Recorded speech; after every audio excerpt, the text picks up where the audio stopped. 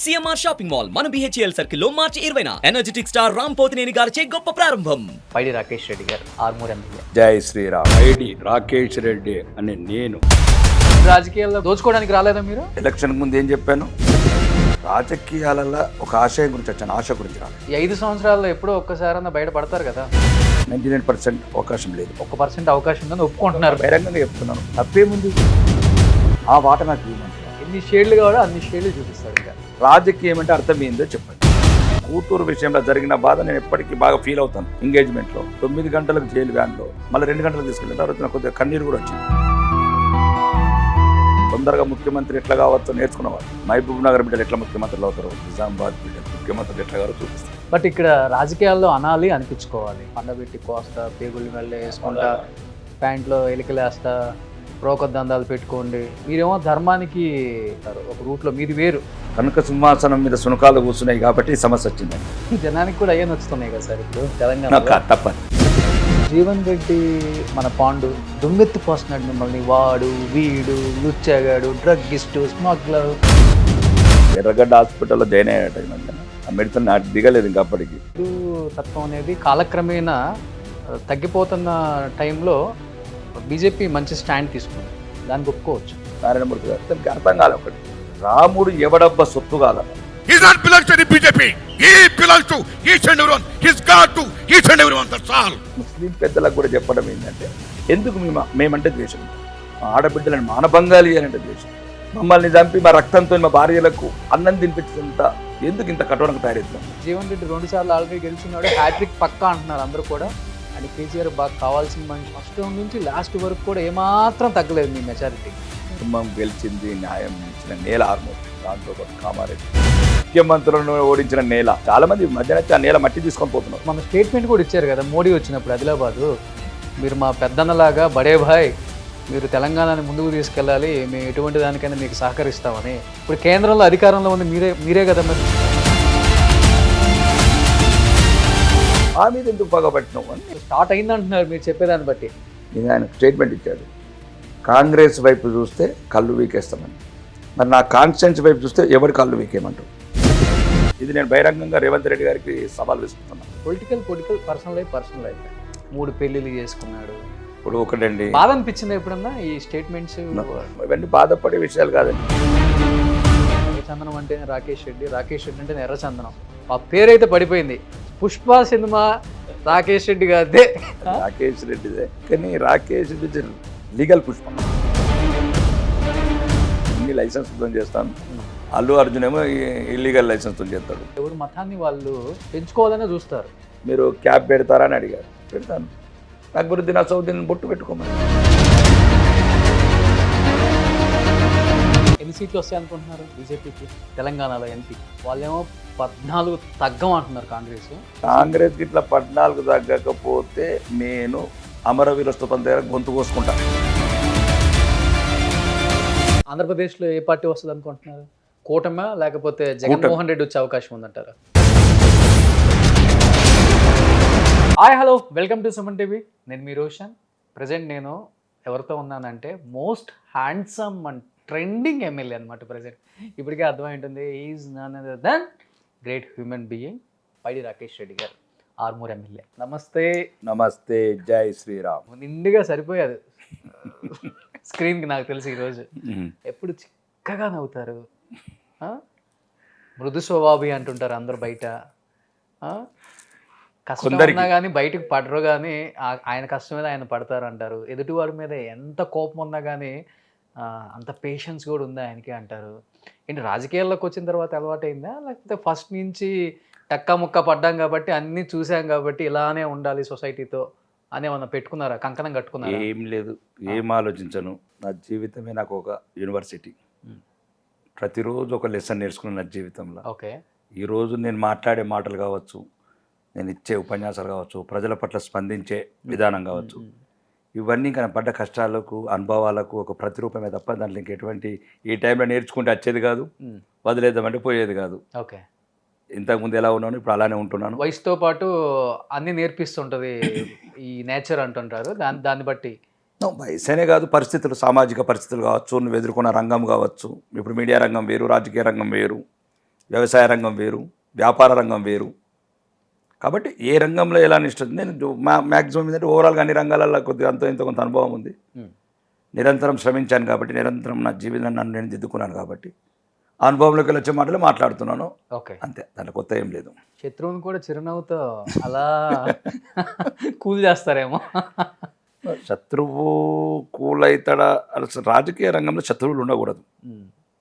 మా విధానాలే శత్రువులు. నాకు రాజకీయ రంగంలో శత్రువులు ఎవరు లేరు. కానీ మనకు కొంచెం ఎక్కువే ఉన్నారు అనుకుంటా నియోజకవర్గంలో. అంటే వాళ్ళు అనుకుంటున్నారు నన్ను శత్రువు అనుకుంటున్నారు.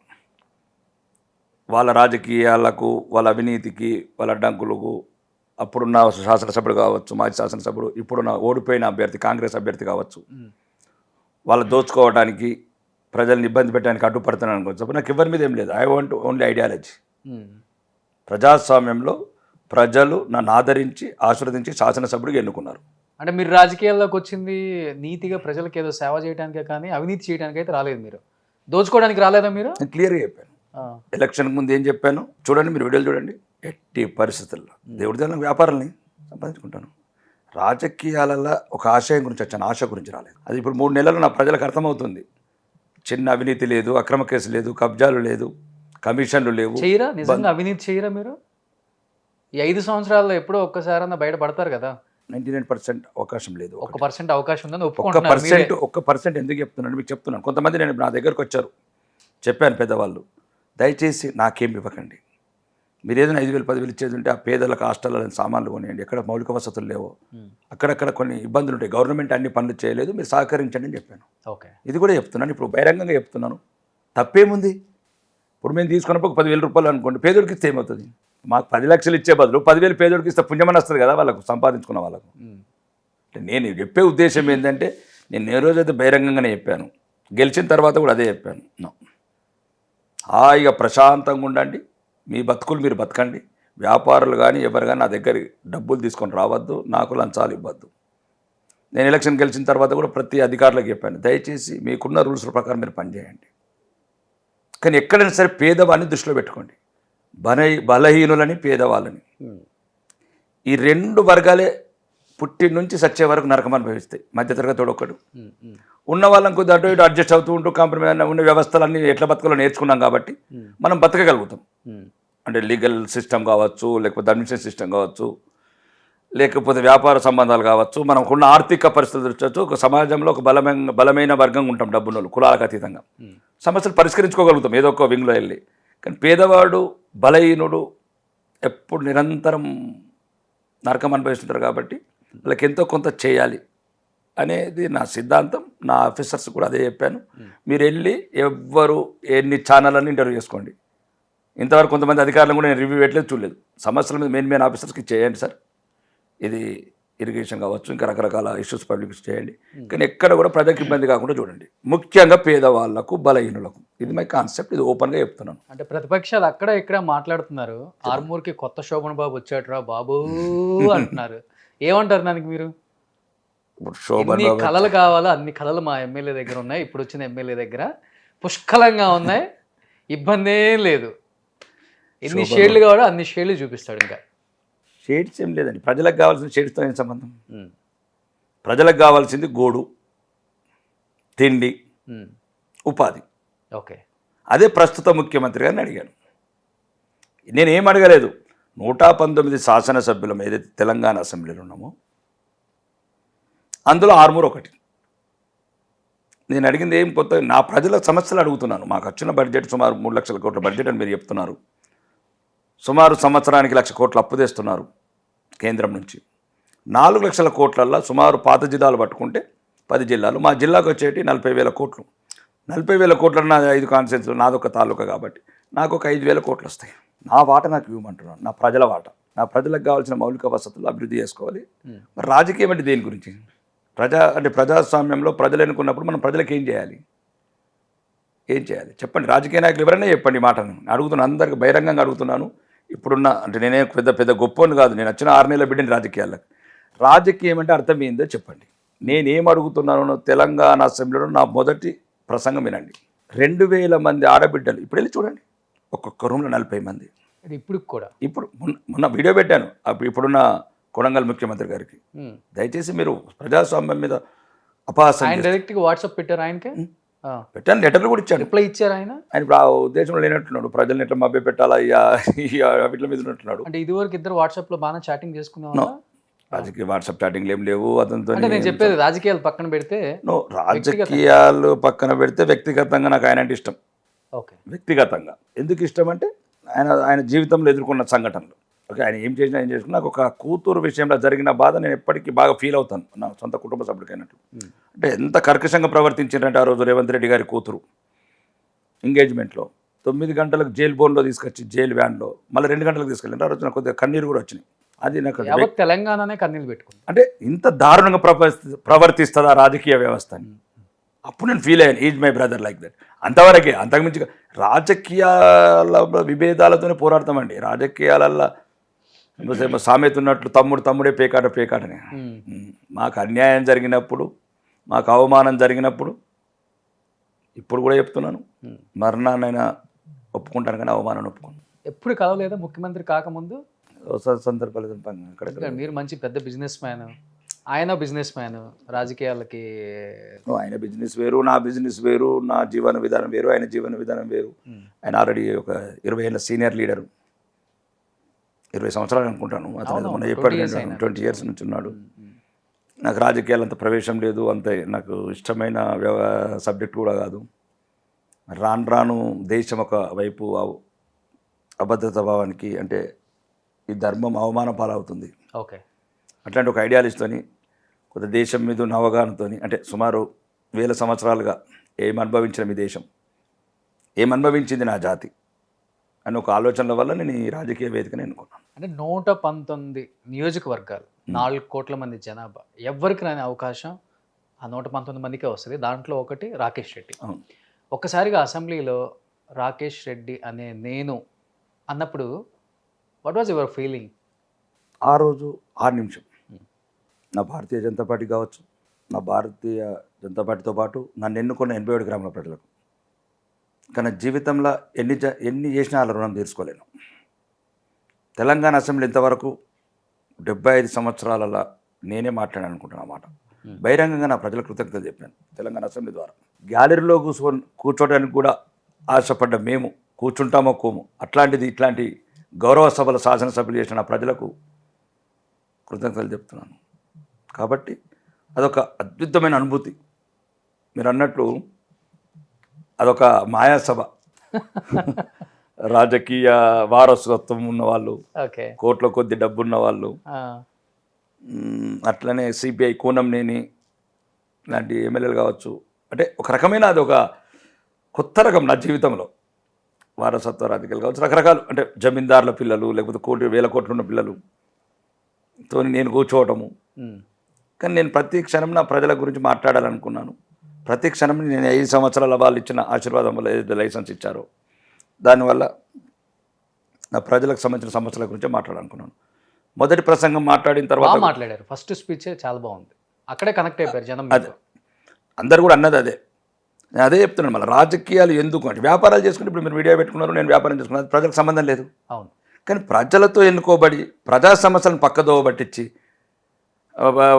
వాడంత వీడింత తిన్నాడు, వీడు రండి అంటే వాడు రండి అంటే రాజకీయ లాంగ్వేజ్ మాట్లాడటము. మనం ఏం నేర్పుతున్నాం, ఒక ఉన్నతమైన స్థానాలు ఉన్న వాళ్ళు మాట్లాడకూడదట. ఇప్పుడు మీరో నేనో మాట్లాడినట్టు కొత్త వాళ్ళం, 40 ఏళ్ళ అనుభవం ఉన్నాను, ఒక అతను మాజీ ముఖ్యమంత్రి, 20 ఏళ్ళ అనుభవం ఉన్నాను, కొత్త ముఖ్యమంత్రి రండి అనే పదాలు వాడుతున్నారు ఈ తెలంగాణ అసెంబ్లీలో అనేది ఒక ఇబ్బందికరమైన పరిస్థితి.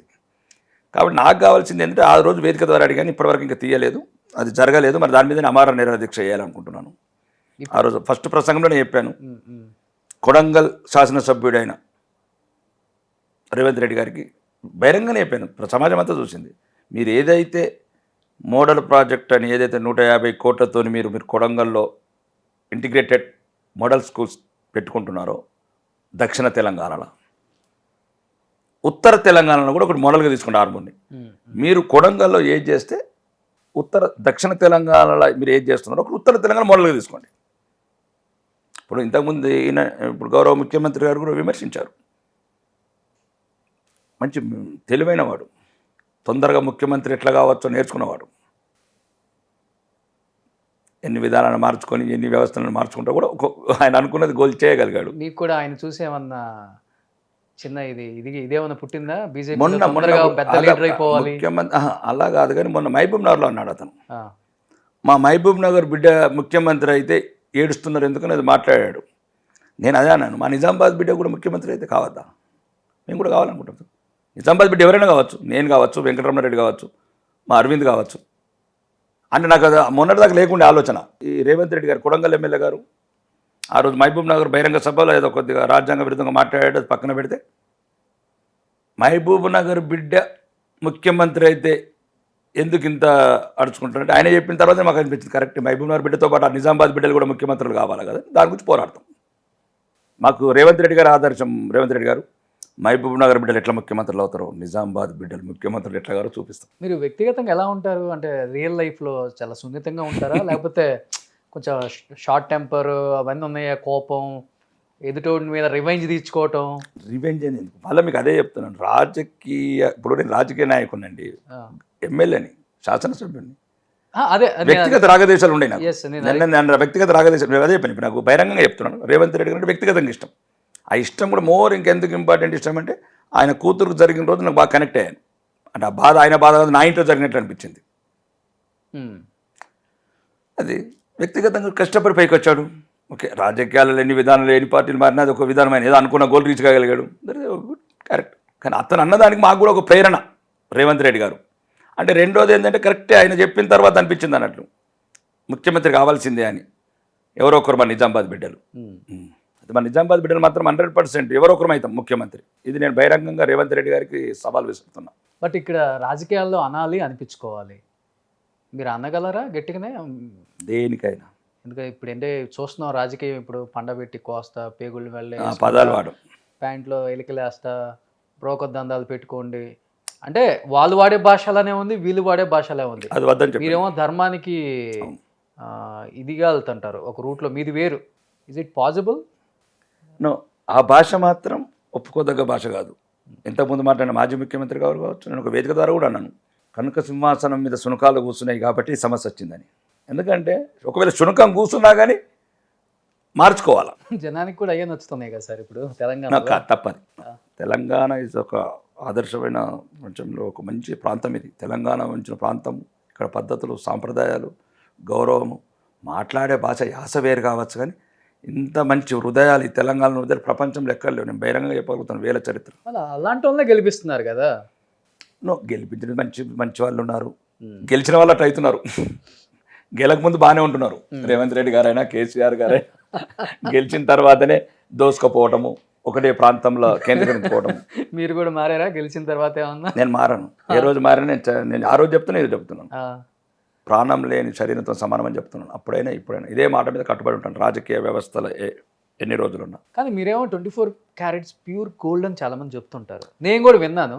మరి ఎందుకు జీవన్ రెడ్డి మన పాండు దుమ్మెత్తి పోస్తున్నాడు మిమ్మల్ని? వాడు, వీడు, లుచ్చగాడు, డ్రగ్గిస్టు, స్మగ్లరు,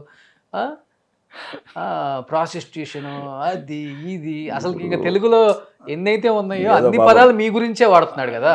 ఎర్రగడ్డ హాస్పిటల్లో జాయిన్ అయ్యాట ఈ మధ్యన. ఆ మెడిసిన్ నాకు దిగలేదు ఇంకా అప్పటికి, కాబట్టి అప్పుడప్పుడు మాట్లాడి మళ్ళీ అన్నిటికీ కౌంటర్ ఇచ్చిన తర్వాత ఇంకా అప్పటి నుంచి ఇంకా ఒకటి నేను ఆ రోజు చెప్తున్నాను, ఈ రోజు చెప్తున్నాను. ఆ రోజు బహిరంగం కూడా చెప్పాను వాడికి. ఇప్పటికీ నాకు వ్యక్తిగతంగా వాడి మీద ఏం లేదు. ఓకే, వాడి మీద లేదు, వాడి మీద వినరెడ్డి గారి మీద ఏం లేదు. ఎందుకు ఉంటుంది వాళ్ళ మీద? ఎందుకు ఉండాలి అసలు? అవునవునవును. వాళ్ళ రాజకీయ వ్యవస్థలో వాళ్ళు అప్పుడు ఏదైనా అక్కడ చేసిన దౌర్జన్యం మీరు కాకపోతే మీరు ఇంటర్వ్యూ తీసుకెళ్ళండి. ఈ 10 సంవత్సరాలు అక్కడ జరిగిన ధ్వంసమైన అంతేందుకు పెద్ద మీరు నమ్మరు. కానీ నేను అతని గురించి మాట్లాడుతున్నా, ఒక బీఆర్ఎస్ ఈ టీఆర్ఎస్ వల్లే 100 మంది నాకు ఫోన్ చేశారు. ఆ ఎమ్మెల్యే అసెంబ్లీలో మెచ్చుకుంటున్నాను, అమ్మా మాకు దరిద్రం పోయిందని అంటారు జీవన్ రెడ్డి పోయాక. అంటే కాబట్టి అది వ్యక్తిగతంగా అతని మీద నాకేం లేదు. నాకున్నదల్లో ఒకటే రోషన్, అప్పుడు చెప్తున్నాను, ఇప్పుడు చెప్తున్నాను, బహిరంగ చెప్తున్నాను. రేవంత్ రెడ్డి గారు కావచ్చు, ఎవరైనా కావచ్చు, వ్యక్తిగతంగా ఎవ్వరి మీద ఏం లేదు. నా భారతీయ జనతా పార్టీ సిద్ధాంతం, ఈ దేశంలో మా ధర్మం, హిందువుల గౌరవం, మేము గౌరవంగా బతకాలి అంతే తప్ప మరి ఇక ఉన్న ఒక దేశంలో కూడా బానిసల్లాగా బతకటం ఆ చరిత్ర చెప్తున్నది. 100 సంవత్సరాలు 800 సంవత్సరాలు నరకం అనుభవించినాం. 8 తరాలు అట్లనే ఏం అనుభవించారో, ఏం చచ్చిపోయారో. మేముండంగా మా జాతి అంతరించదని కోరుకుంటున్నాం. ఆ కళ్ళ ముందు. అంతకుమించి దాన్ని బట్టి ఎన్నుకున్నాం వేదిక, మాట్లాడతాం, అవసరం వచ్చినప్పుడు మాట్లాడతాం ధర్మం గురించి. మరి మా ధర్మం గురించి ఎవరు మాట్లాడతారు? సౌదీలు మాట్లాడతారు ఎట్లా? లేకపోతే అసౌద్దీన్ మాట్లాడతారా మా గురించి? అక్బరుద్దీన్ మాట్లాడతాడా? ఎవరు మాట్లాడతారు మా గురించి? ఇప్పుడు నిన్నగాక మొన్న శాసనసభ్యులు వెళ్ళారు మజ్లిస్ వాళ్ళు, 24 గంటలు షాప్స్ ఓపెన్ ఉంచాలంటున్నారు. మా హిందూ పండుగల గురించి మేము మాట్లాడాలి కదా. అంటే నేను అనేది ఏంటంటే మా ధర్మం గురించి మేము మాట్లాడాల్సిందే, మా ప్రజల గురించి మేము కొట్లాడాల్సిందే. మా ప్రజల భవిష్యత్తు ప్రశ్నార్థకమైనప్పుడు దేనికైనా తెగించి కొట్లాడతాం. అది గ్రేట్. ఎందుకంటే హిందూ తత్వం అనేది కాలక్రమేణా తగ్గిపోతున్న టైంలో బీజేపీ మంచి స్టాండ్ తీసుకుంది, దానికి ఒప్పుకోవచ్చు. బీజేపీ అవిర్భావమే హిందువుల ఆత్మగౌరవం అండి. ఎగ్జాక్ట్లీ. అది పార్టీ పుట్టిందే దీన్ దయాళ్ గారు కావచ్చు, శ్యాంప్రసాద్ ముఖర్జీ గారు కావచ్చు, పెట్టిన పార్టీ. వాళ్ళు పెట్టిన సిద్ధాంతం అది. హిందుత్వం ప్రమాదంలో పడ్డది, హిందువుల భవిష్యత్తు ప్రశ్నార్థంగా తయారవుతున్నప్పుడే దాన్ని ఐడియాలజీ తీసుకొని తెచ్చి తప్ప ఇతర మస్తస్తుల గురించో వాళ్ళు. ఇప్పుడు నిన్నగాక మొన్న అన్నారు, ఎవరు నారాయణమూర్తి గారు చెప్పాడు, ఆయన చెప్పాడు బహిరంగంగా నెహ్రూ వాళ్ళు ఎంత నష్టం జరిగిందని. నెహ్రూ కానీ కాంగ్రెస్ వాళ్ళకి కానీ ఎప్పుడు ఈ దేశంలో హిందువులు సంతోషంగా ఉంటే ఇష్టం లేదు, నెహ్రూ కుటుంబానికి ప్రత్యేకంగా. ఎందుకంటే వాళ్ళకున్న మూలాలు వేరే మూలాలు కాబట్టి. హిందూ ధర్మం అంటే ద్వేషం నెహ్రూకు కావచ్చు, కాంగ్రెస్ వాదులకు కావచ్చు. కాబట్టి ఎవరి దేశం గురించి ఇప్పటికీ చాలా నష్టపోయినాం, 60-70 ఏళ్ళు. ఇక మా జాతి నష్టపోయే పరిస్థితులు మిగిలితలేరు కూడా. అయితే అక్కడ జరుగుతున్నది ఏంటంటే, ఆయన అన్నాడు నారాయణమూర్తి గారు లాస్ట్లో ఒక మాటకి, నేను అది రాజకీయ వేదిక కాదు కదా అని ఆపేశాను. నాకు నారాయణమూర్తి కొంచెం రచ్చ జరిగింది అనుకుంటా అదే నిన్న. అంటే దాని మీద ఆయన ఒప్పుకున్నాడు, జై శ్రీరామ్ అన్నాడు, హిందువులు అన్నాడు. మొత్తానికి గ్రేట్ నారాయణమూర్తి గారు. చిన్నప్పటి నుంచి నాకు అభిమాన డైరెక్టర్ ఆయన. కానీ లాస్ట్లో అతనికి అర్థం కాలే ఒకటి, రాముడు ఎవడబ్బ సొత్తు కాదన్నాడు. రైట్, మేము అదే అంటున్నాం. రాముడు అందరివాడు, రాముడు అందరివాడు. భారతదేశంలో ఉన్న ముస్లిమ్స్ కూడా ఆలోచించాలి, రాముడు మీవాడు, మీ పూర్వీకుల ఆరాధ్య దైవం. మీరు అప్పుడున్న ఇబ్బందులకు గురై మీరు మతం మారినరు. నేను చెప్తున్నాను, మీరు మా సోదరులు, మా తాతలు, మీ తాతలు అందరు అన్నదమ్ములే. దిస్ జెనెటిక్ కావచ్చు, డిఎన్ఏ కావచ్చు, అన్ని దిస్ ప్రూఫ్డ్, సైంటిఫికల్లీ ప్రూఫ్డ్ అని. కాబట్టి మీరు మమ్మల్ని ద్వేషించకండి, మీరు మమ్మల్ని చంపకండి, మీరు మమ్మల్ని ఇబ్బందులు పాలు చేయకండి. ఇప్పుడు అక్కడ చంపుతున్నారు, ఆఫ్ఘనిస్తాన్లో చంపుతున్నారు, పాకిస్తాన్లో చంపుతున్నారు, బంగ్లాదేశ్లో చంపుతున్నారు, కాశ్మీర్లో చంపుతున్నారు, వెస్ట్ బెంగాల్లో చంపుతున్నారు. మరి మేము ఎక్కడికి పోవాలని అడుగుతున్నాం. సాటి సోదరులే సోదరులను అవమానం పాలు చేస్తుంటే. అందుకోసం ఇక్కడ ఉన్న ముస్లిం పెద్దలకు కూడా చెప్పడం ఏంటంటే, ముస్లిం నాయకులు కావచ్చు, మీరు మీ చరిత్ర తెలుసుకోండి, మీరు మా వాళ్ళు. ఎందుకు మేమంటే ద్వేషం ఇంత మీకు? ఎందుకు ఇంత అంటే కర్కటకమైన ద్వేషం, కఠోరమైన ద్వేషం, మమ్మల్ని చంపాలన్నంత ద్వేషం, మా ఆడబిడ్డలను మానభంగాలు చేయాలంటే ద్వేషం, మమ్మల్ని చంపి మా రక్తంతో మా భార్యలకు అన్నం తినిపించేంత ఎందుకు ఇంత కఠోరంగా తయారవుతున్నారు మీరు? వెస్ట్ బెంగాల్లో ఓటేయకపోతే ఒక్క అమ్మాయిని 100 మంది రేపేసి ఎట్లా ఎందుకు చంపుతున్నారు? ఎందుకు ఇంత ద్వేషం? ఇదే నేను అడుగుతున్నాను తప్ప. కాబట్టి అలాగే రాముడు ఎవడబ్బ సొత్తు అన్నదానికి సమాధానం చెప్తున్నాను. రాముడు అందరివాడు. అందు గురించే భారత ప్రభుత్వం 22 పార్టీలకు ఆహ్వానం పంపింది, మీరు రావాలి అయోధ్యకి. రాముడు అందరివాడని. ఒకప్పుడు విదేశురాలైన సోనియా గాంధీ గారికి, ఇప్పుడు భారత పౌరసత్వం తీసుకున్న సోనియా గాంధీ గారికి కూడా ఇన్విటేషన్ ఇచ్చారు అయోధ్య కమిటీ. ఒకప్పుడు విదేశురాలైన, ఇప్పుడు మన దేశ నాయకురాలే కాబట్టి దేశం మీద ప్రేమ ఉంటుందేమో, దేశ సంస్కృతి మీద ప్రేమ ఉంటుందేమో ఓకే అని ప్రత్యేకంగా వెళ్ళి ఆహ్వాన పత్రిక ఇచ్చినాం. ఇది తెలుసుకోవాలి అందరూ. సార్, రాజకీయాల మీద మీకు ఎప్పుడు మక్కువ ఏర్పడింది? ఎందుకంటే నేను ఎందుకు అడుగుతున్నానంటే, బిఫోర్ మీరు ఒక బిజినెస్ మ్యాన్, కానీ మీరు మాట్లాడే తీరు కానీ, మీ శైలి కానీ, ప్రజలతో మమేకమైనట్టు, సమాజం కోసం ఆలోచిస్తున్నట్టు మీ మాటలు అయితే ఆకట్టుకుంటాయి అందరినీ కూడా. ఒక బిజినెస్ మ్యాన్ మాట్లాడే మాటల్లా కనిపించవు. జాతి ప్రమాదంలో పడ్డది. ఇంకా మాలాంటి తెలివైన వాడు ఇంకా స్వంతానికే జీవితం అంటే ఏంటి అన్నట్టు అర్థం. అంటే ఎన్ని రోజులు స్వంతానికి బతికాం, ఇప్పుడు సమాజానికి గురించి బతకాలి. మరి తెలివి ఎందుకు ఇచ్చాడు దేవుడు? ఇప్పుడు పెద్ద కానీ ఈ సమాజంలో ముందుకు వెళ్ళనిస్తారా ఇలాంటి వాళ్ళని? ఎన్నో అడ్డంకులని ఎదుర్కొని వచ్చిన జీవితంలో. ఓకే సార్ అని అనిపించాల్సిందే. దేవుడు ఏం నిర్ణయించినా స్వీకరించిన సిద్ధం ఉండాలి. దేవుడి నిర్ణయాన్ని మార్చలేని మనుషులం మనం. అది విషమైన, అమృతమైన రెండు స్వీకరించాలి. ఉమ్. అమృతం ఇచ్చినప్పుడు ఆనందపడి విషయం ఇచ్చిన దేవుడి నిర్ణయాన్ని మార్చలేము. అదే మేము చెప్తున్నాం ఏంటంటే ధర్మం ప్రమాదంలో పడ్డది. హిందువులందరూ ఆలోచించండి, ఐక్యతగా ఉండండి. లేకపోతే ఎక్కడైతే ఆఫ్ఘనిస్తాన్లో ఈరోజు హిందువులు ఎదుర్కొని అయిపోయినారు, పాకిస్తాన్లో హిందువుల పని అయిపోయింది, బంగ్లాదేశ్లో సగం అయిపోయినారు. ఇంకా ఉన్నది ఒక దేశం ఒక్కొక్క ప్రాంతం కవర్ అవుతూ పోతున్నది. కేరళలో కాలు పెట్టలేని పరిస్థితికి వచ్చినాం. వెస్ట్ బెంగాల్లో అయితే ఒక రకం మా దౌర్భాగ్యం, అట్లాంటి నాయకురాలు హిందూ మతంలో పుట్టడం. ఉమ్. మన కేరళ ముఖ్యమంత్రి కావచ్చు, ఢిల్లీ ముఖ్యమంత్రి కావచ్చు అన్నప్పుడల్లా బాధ కలుక్కుమంటున్నది. ఎందుకంటే సింపుల్ అని చెప్పాలనుకుంటే సిఏ యాక్ట్. ఈ ముస్లిం సోదరులకు కూడా చెప్తున్నా, దయచేసి ఈ మాటినండి. బాబర్ అనేవాడు ఒక దురక్రమణదారుడు, ఒక విదేశీయుడు, మన దేశాన్ని మీద దండెత్తిన విదేశీయుడు. వాడొచ్చి రాముడి గుడిని కూలగొట్టి మసీదు కట్టాడు అక్కడ, బాబర్ మసీద్. అంటే గుడిని కూలగొట్టి కట్టాడు, దాన్ని పునర్నిర్మాణం చేసినాం అంతే. ప్రపంచం కూడా అది మన లండన్ పార్లమెంట్లో కూడా ఒక సభ్యుడు అన్నాడు, పార్లమెంట్ సభ్యుడు బీబీసీ మీద కామెంట్ చేస్తూ, కరెక్ట్ కాదు ఇది, అది బాబ్రీ మసీద్ తీసేసి రామ మందిరం అని కడుతున్నది కాదు, ప్రపంచవ్యాప్తంగా మీరు మాట్లాడాల్సింది అది రామ మందిరాన్ని కూల్చిన కట్టిన ఒక మళ్ళీ మా దేశస్తులు కాడు, ఇక్కడున్న ముస్లిం మతస్థులన్న మా సోదరులు, మా రక్తం. వాడు దురక్రమణదారుడు. కాబట్టి ఇక్కడ ఉన్న దేశంలో ఉన్న ముస్లింలందరూ కూడా మీరు కూడా గౌరవంగా గర్వంగా ఫీల్ కండి. కానీ ఎప్పటి నుంచి మమేకమయ్యారు ఆర్మూర్ ప్రజలతో? ఎందుకంటే ఫస్ట్ రౌండ్ నుంచి నేను చూస్తూనే ఉన్నాను రిజల్ట్ కూడా టీవీలో. ఎస్పెషల్లీ ఆర్మూర్ మీద అందరి కన్ను ఉంది ఈసారి. ఎందుకంటే జీవన్ రెడ్డి 2 సార్లు ఆల్రెడీ గెలుచున్నాడు, హ్యాట్రిక్ పక్కా అంటున్నారు అందరూ కూడా. అండ్ కేసీఆర్ బాగా కావాల్సిన మనిషి, బాగా అక్కడ గ్రౌండ్ వర్క్ కూడా గట్టిగా చేశారు ఆయన కోసము అని చెప్పినప్పటికి కూడా ఫస్ట్ రౌండ్ నుంచి లాస్ట్ వరకు కూడా ఏమాత్రం తగ్గలేదు మీ మెజారిటీ. ధర్మం గెలిచింది, న్యాయం నిలిచిన నేల ఆర్మూరు.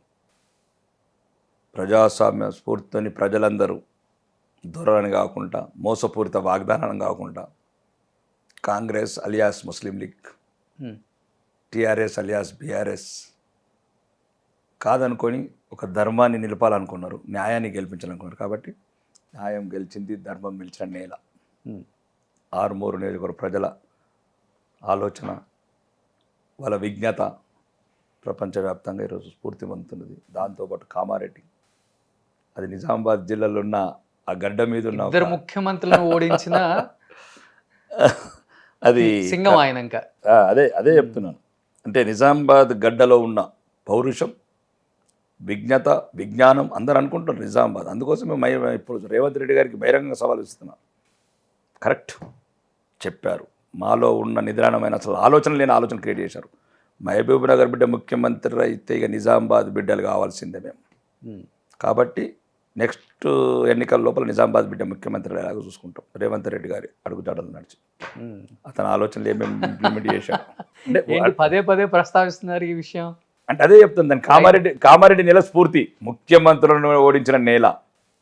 చాలా మంది మధ్యాహ్నం వచ్చి ఆ నేల మట్టి తీసుకొని పోతున్నారు. కామారెడ్డి, అవునా? ఓ గ్రేట్. కామారెడ్డి ఆ మట్టి తీసుకెళ్తే ఆ ధైర్యము, ఆ స్ఫూర్తి దేశవ్యాప్తంగా వస్తుందని. ఇది ఎవరికి తెలియదు అయితే కొత్తగా మీరు చెప్పింది ఇప్పుడు. ఎందుకంటే ఒక మాజీ ముఖ్యమంత్రి గారిని కాబోయే ముఖ్యమంత్రి అంటే ప్రజలు మీరు గమనించాలి. మాజీ ముఖ్యమంత్రి అంటే మాకు ఒక హిట్లర్ లాగా అయ్యండి అప్పుడు, నియంతలాగా. ఆయనకు భయపడకుండా, ఆయన 1000 కోట్ల మోసాలకు ఆశపడకుండా కామారెడ్డి ప్రజలు ఒకవైపు, ఒకవేళ ఆ పార్టీ పోతే కాంగ్రెస్ గెలుస్తుందంటే నేను ముఖ్యమంత్రి అయితే ఎన్ని 100 కోట్ల నిధులు వస్తాయన్నా, మాకు నిధులద్దు, మా బిడ్డ, మా ఆత్మాభిమానం అని గెలిపించుకున్నారు. అందుకోసమే దేశవ్యాప్తంగా ప్రజలందరూ వచ్చి 2 ముఖ్యమంత్రులను ఓడగొట్టిన నేలని ఆ మట్టి తీసుకుపోయి స్ఫూర్తి నింపుకుంటున్నారు అక్కడక్కడ. ఆర్మూర్ మట్టి తీసుకెళ్ళట్లేదు. ఆర్మూర్ మట్టి, దాంతోపాటు ఆర్మూర్ మట్టి కూడా తీసుకెళ్తున్నారు. ఎందుకంటే కేజీఎఫ్ కన్నా దారుణంగా ఉందని చెప్పారు కదా. కేజీఎఫ్ దారుణంగా ఉంది. రెండోది అక్కడున్న అప్పుడున్న పరిస్థితి, మాజీ శాసనసభ్యుడు చేసిన దౌర్జన్యాలు కావచ్చు. ఎదురొడ్డి 87 పల్లెలల్లా విక్రమార్కుడు సినిమా లాగా ఉండేది. మాట్లాడేవాళ్ళే కాదు ఎవరు కూడా. నేను వెళ్ళినప్పుడు ఎందుకు ఇట్లా అనేవాళ్ళు అంటారు జీవన్ మనుషులు. అంటే అక్కడ మాజీ శాసనసభ్యుడు మనుషులు అంటే గజగజ అనికే వాళ్ళు మనుషులు. అంత ఇదిగా ఉంటుంది. అసలు 87 పల్లెల వాయిసే లేదు.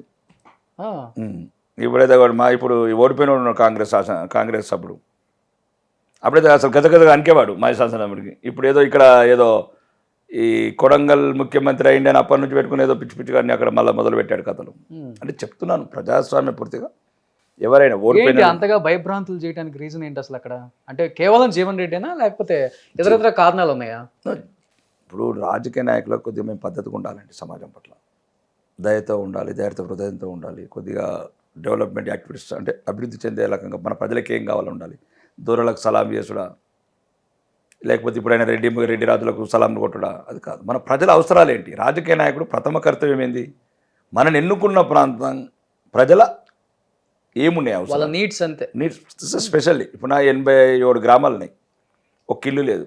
84 గ్రామాలలో ఒక ఇల్లు కట్టలేదు, ఒక పెన్షన్ ఇవ్వలేదు, ఒక రేషన్ కార్డు ఇవ్వలేదు, ఒక ఉపాధి పెట్టే ఒక ఇండస్ట్రీ పెట్టలేదు. అప్పుడు అట్లా ఇక రేవంత్ రెడ్డి గారు వచ్చిన తర్వాత అసలు ఒక అభివృద్ధి అనేది లేదు ఇక. అందుకోసమే చలో కూడంగాలని ప్రోగ్రాం కూడా పెట్టాను ఇప్పుడు ఆఫ్టర్ పార్లమెంటు.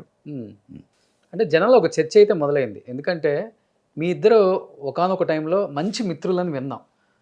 కేవలం రాజకీయాల్లోకి వచ్చిన తర్వాతే చెడిందా ఈ బంధం? ఎందుకంటే ఆయన చేసే కామెంట్స్కి మీరు గెలిచిన తీరికి అసలు పొంతన కుదరలే ఎక్కడా కూడా. నిజంగా ఆయన చేసిన కామెంట్స్ నిజమే అయ్యి ఉంటే ఆర్మూర్లో చిత్తుగా ఓడిపోవాలి మీరు.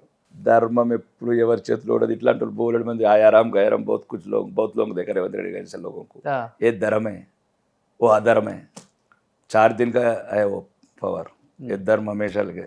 కానీ మంచి స్నేహితులు ఇద్దరు ఒకప్పుడు. అది కాదు అక్కడ విషయం, స్నేహితుల శత్రువులను కాదు, నా ప్రజల అభివృద్ధి. ఎస్ అది ఉంటుంది డెఫినెట్గా, అది వేరే విషయం. ఎట్లా ఉంటుందండి? 2000 మంది అమ్మాయిలు ఒక్కొక్క రూమ్లో 50 మంది ఉంటే బదిలేసి 150 కోట్లతో మనం శంకుస్థాపన చేసుకున్నాడు కొడంగల్లో. ఎట్లుంటుంది? ఇంకా ఐలాపూర్లో హాస్టల్ కూలిపోతున్నది, ఎస్సీ పిల్లలది 50 ఏళ్ళ కింద కట్టింది. లేదు 1400 కోట్లు కొండ పోతాడు కొడంగల్కు. ఇది కాదండి, ఇది పద్ధతి కాదు రోషన్ గారు. ఇది ఇప్పుడు తెలంగాణ సమాజం కూడా దయచేసి మీరు మళ్ళొకసారి ఆలోచించండి. ఉత్తర తెలంగాణ మీద దక్షిణ తెలంగాణ నాయకులు పగబట్టినరు. దీంట్లో మళ్ళీ తెలంగాణలో ఉన్న ఈ 4 కోట్లలో కూడా 4 మరి దారుణమైన పగబట్టినరు రేవంత్ రెడ్డి గారు వచ్చిన తర్వాత. మొత్తం ఉన్న నిధులన్నీ ఖమ్మం, మహబూబ్నగర్, నల్గొండ. రండి సెక్రటరీ వేదిక, బహిరంగ వేదిక చర్చిద్దాం. 1424 కోట్లు అండి కొడంగల్కు, మాకు 14 కోట్లు లేవు. రాజకీయ వ్యత్యాసాలు పెరిగాయా అంటే? నీ వాళ్ళందరూ కోటీశ్వరు కావాలా, మౌలిక వసతులు పెంచుకొని మా డబ్బు, ఒకవేళ మీ డబ్బు అయితే పర్వాలేదు, మీ కుటుంబం డబ్బులు ఇచ్చుకోండి. మొన్న ఏది చూసిన ఖమ్మంలోని అభివృద్ధి, నిన్న చూడండి 500 కోట్ల శంకుస్థాపన. మొన్న చూడండి పొంగులేటి శ్రీనివాసరెడ్డి గారు మినీ స్టేడియాలు. మరి అన్నీ మీరు కట్టుకుంటే మా ప్రజలు ఎట్లా? నేను అడిగేదే ఇది. ఇప్పుడు మా కాంగ్రెస్ వాదులకు కూడా చెప్తున్నాను నేను, కాంగ్రెస్ అన్న ఘోరం జరిగిపోతుందన్న మీరు గమనించండి, రాజకీయాలు పక్కన పెట్టండి అన్న. మీరు ఇది దయచేసి ప్రత్యేకంగా తెలంగాణ ప్రజలు గమనించాల్సింది. వీళ్ళు బీసీలు అంటున్నారు ఇప్పుడు ఈ రేవంత్ రెడ్డి గారు. అస్సలు మాకు చూడండి ఉన్న పోర్ట్ఫోలియోస్, మేజర్ పోర్ట్ఫోలియోస్ అని నల్గొండ, తుమ్మల నాగేశ్వరరావు గారికి, పొంగులేటి శ్రీనివాసరెడ్డి గారికి, బట్టి విక్రమార్క గారికి, కోమటిరెడ్డి వెంకటరెడ్డి గారికి, మొత్తం దక్షిణ తెలంగాణ నాయకులు ఉన్న పోర్ట్ఫోలియో మా ఉన్నారు. పాపం బీసీలు ఇద్దరు మా తెలంగాణ నుంచి ఇద్దరికి ఇచ్చారు. మా 4 జిల్లా తీయలేదు, పగబట్టాడు రేవంత్ రెడ్డి గారు. ఎందుకంటే మీరు గమనించండి, నేను సైంటిఫిక్ చెప్తున్నాను మీకు. ఇప్పుడు ఆదిలాబాద్లో ధర్మం గెలిచింది, పగబట్టిండు. నిర్మల్లో ధర్మం గెలిచింది, పగబట్టిండు. నిజామాబాద్లో ధర్మం గెలిచింది, పగబట్టిండు. కామారెడ్డిలో ధర్మం గెలిచింది, పగబట్టిండు. ఈ 4 జిల్లాలకు మంత్రి పదవి లేదు. ఓన్లీ ధర్మం గెలిచిందని, న్యాయం నిలిచింది, ధర్మం గెలిచిన నేల కాబట్టి పగబట్టింది. మన స్టేట్మెంట్ కూడా ఇచ్చారు కదా మోడీ వచ్చినప్పుడు ఆదిలాబాదు, మీరు మా పెద్దన్నలాగా బడే భాయ్, మీరు తెలంగాణని ముందుకు తీసుకెళ్ళాలి, మేము ఎటువంటి దానికైనా మీకు సహకరిస్తామని. ఇప్పుడు కేంద్రంలో అధికారంలో ఉంది మీరే కదా మరి. అవును, అదే చెప్పాను మొన్న మేము బహిరంగ వేదిక కూడా అడిగింది అదే. కేంద్రం ఇంత సహకారం ఇస్తున్నది మీకు, ఆయన నుంచి ఆయన ఒప్పుకుంటున్నారు కదా. ఇప్పుడు మేము ఇచ్చిన మొత్తం 10 ఏళ్ళ నుంచి లేదు, ఇప్పుడు ఫ్లైఓవర్స్ కానీ, మనం డిఫెన్స్ ల్యాండ్స్ కానీ, మొన్న నితిన్ గడ్కరీ కానీ ఏవైతే యూటిలిటీ ఛార్జెస్ ఉన్నాయో regional ring road immediately state government కట్టాల్సింది కూడా మేము కట్టినాము. నల్గొండకు 700 కోట్లు రీజనల్ రింగ్ రోడ్డుకు బైపాస్ రోడ్కు శాంక్షన్ చేసిన ఆయన ఒప్పుకుంటున్నాడు నితిన్ గడ్కరీ గారు. అన్ని రకాలుగా మేము సహకారం ఎంత మా మీద ఎందుకు పగబట్టారని నేను అంటున్నాను. ఒకవైపు మేము ఇంత సహకరిస్తుంటే మా మీద ఎందుకు పగబట్టినావు అని నేను. కేంద్రానికి రాష్ట్రానికి మధ్య మంచి స్నేహధోరణి ఉండాలి, కానీ ఎక్కడ మనం ఒకరి మీద ఒకరు రివెంజ్ తీర్చుకోకూడదు అన్నప్పుడు ఈ స్టేట్లో ఉన్న మీ జిల్లాల మీద తీర్చుకుంటారు అసలుకి. అంటే నేను అదే చెప్తున్నాను. ఇప్పుడు మేము ఏదైతే అని ఏమన్నాడు, గుజరాత్ లాగా తెలంగాణ కూడా సహాయపడండి రేవంత్ రెడ్డి గారు అన్నారు. నేను అదే అంటున్నాను, కొడంగల్ లాగా ఆర్మూర్ అభివృద్ధి. సేమ్ రేవంత్ చెప్పిన విద్యనే, నువ్వు నేర్పిన విద్యనే నీరజాక్ష. ఇప్పుడు ఎట్లయితే గుజరాత్ లాగా అభివృద్ధి కావాలని తెలంగాణ కోరుకుంటున్నామో మేము అడిగేది కూడా అదే. సో స్టార్ట్ అయింది అంటున్నారు మీరు చెప్పేదాన్ని బట్టి. నేను ఆయన స్టేట్మెంట్ ఇచ్చాడు, కాంగ్రెస్ వైపు చూస్తే కళ్ళు వీకేస్తామని. మరి నా కాన్స్టిట్యున్సీ వైపు చూస్తే ఎవరి కళ్ళు వీకేయమంటావు?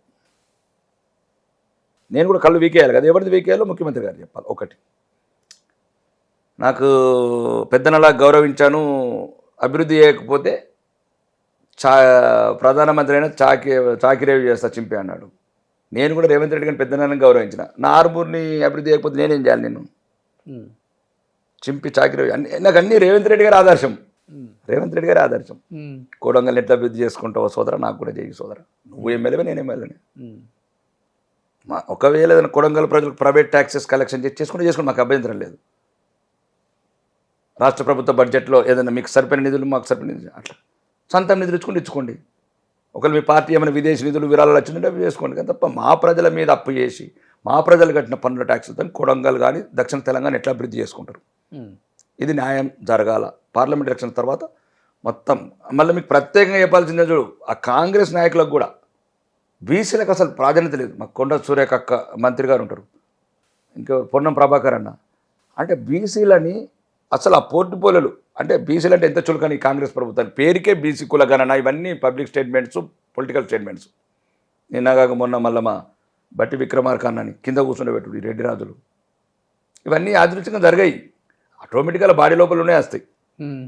చూడండి, నేను అబద్ధం చెప్పాను. రెడ్డే కదా, మేము రెడ్డిలమంటే అది ఒక రకమైన రెడ్డిలం. అదిగా వ్యవసాయం చేసుకునేదో కూలి పని అక్కడి నుంచి వస్తారు సార్. నో, వాళ్ళు ఆయన చెప్తారు కదా, స్టేజ్కి వచ్చిన తర్వాత ఆ మాటలు బాగుంటాయి, చెప్పినా ఎవరైనా చెప్తున్నామండి. మేము హిందువులం, మేము కుల వ్యవస్థను నమ్మం. కులం అనేది ఒక ఐడెంటిటీ, మనకు తెలిసి తెలియక కులాలకి వెళ్ళి వచ్చేసింది తప్ప మీరు నా కాన్షియన్స్కి వెళ్ళి అడగండి. అందుకని కుల బహిష్కరణ చేసింది మిమ్మల్ని? నో, అదంతా అబద్ధమని చెప్పాను. అది గ్రామం బహిష్కరించి, గ్రామమే ఖండించింది. అది అతను నేను ఒక పాగలుగాడాడు. అలా వాడిని అది చెట్టుతో కట్టేస్తామని రమ్మని ఇట్లా మరి రాకపోయి చెప్పకపోతే చెట్టు కట్టేస్తామన్నారు మళ్ళీ ఆయన మాజీ శాసనసభ్యుడిని. అవన్నీ రాజకీయంగా మీ మీద బాగా పగబట్టారు అనుకుంటా. చెట్టు కట్టేసి కొట్టారు, అవన్నీ ఆ గ్రామం బహిష్కరించి ఖండించింది. ఇంకోటి కూడా అసలు అంటే ఎవరం కూడా పొలిటికల్ పర్సనల్ లైఫ్ 3 పెళ్లిళ్ళు చేసుకున్నాడు. ఇప్పుడు ఒకటండి, బాధ అనిపించింది ఎప్పుడన్నా ఈ స్టేట్మెంట్స్?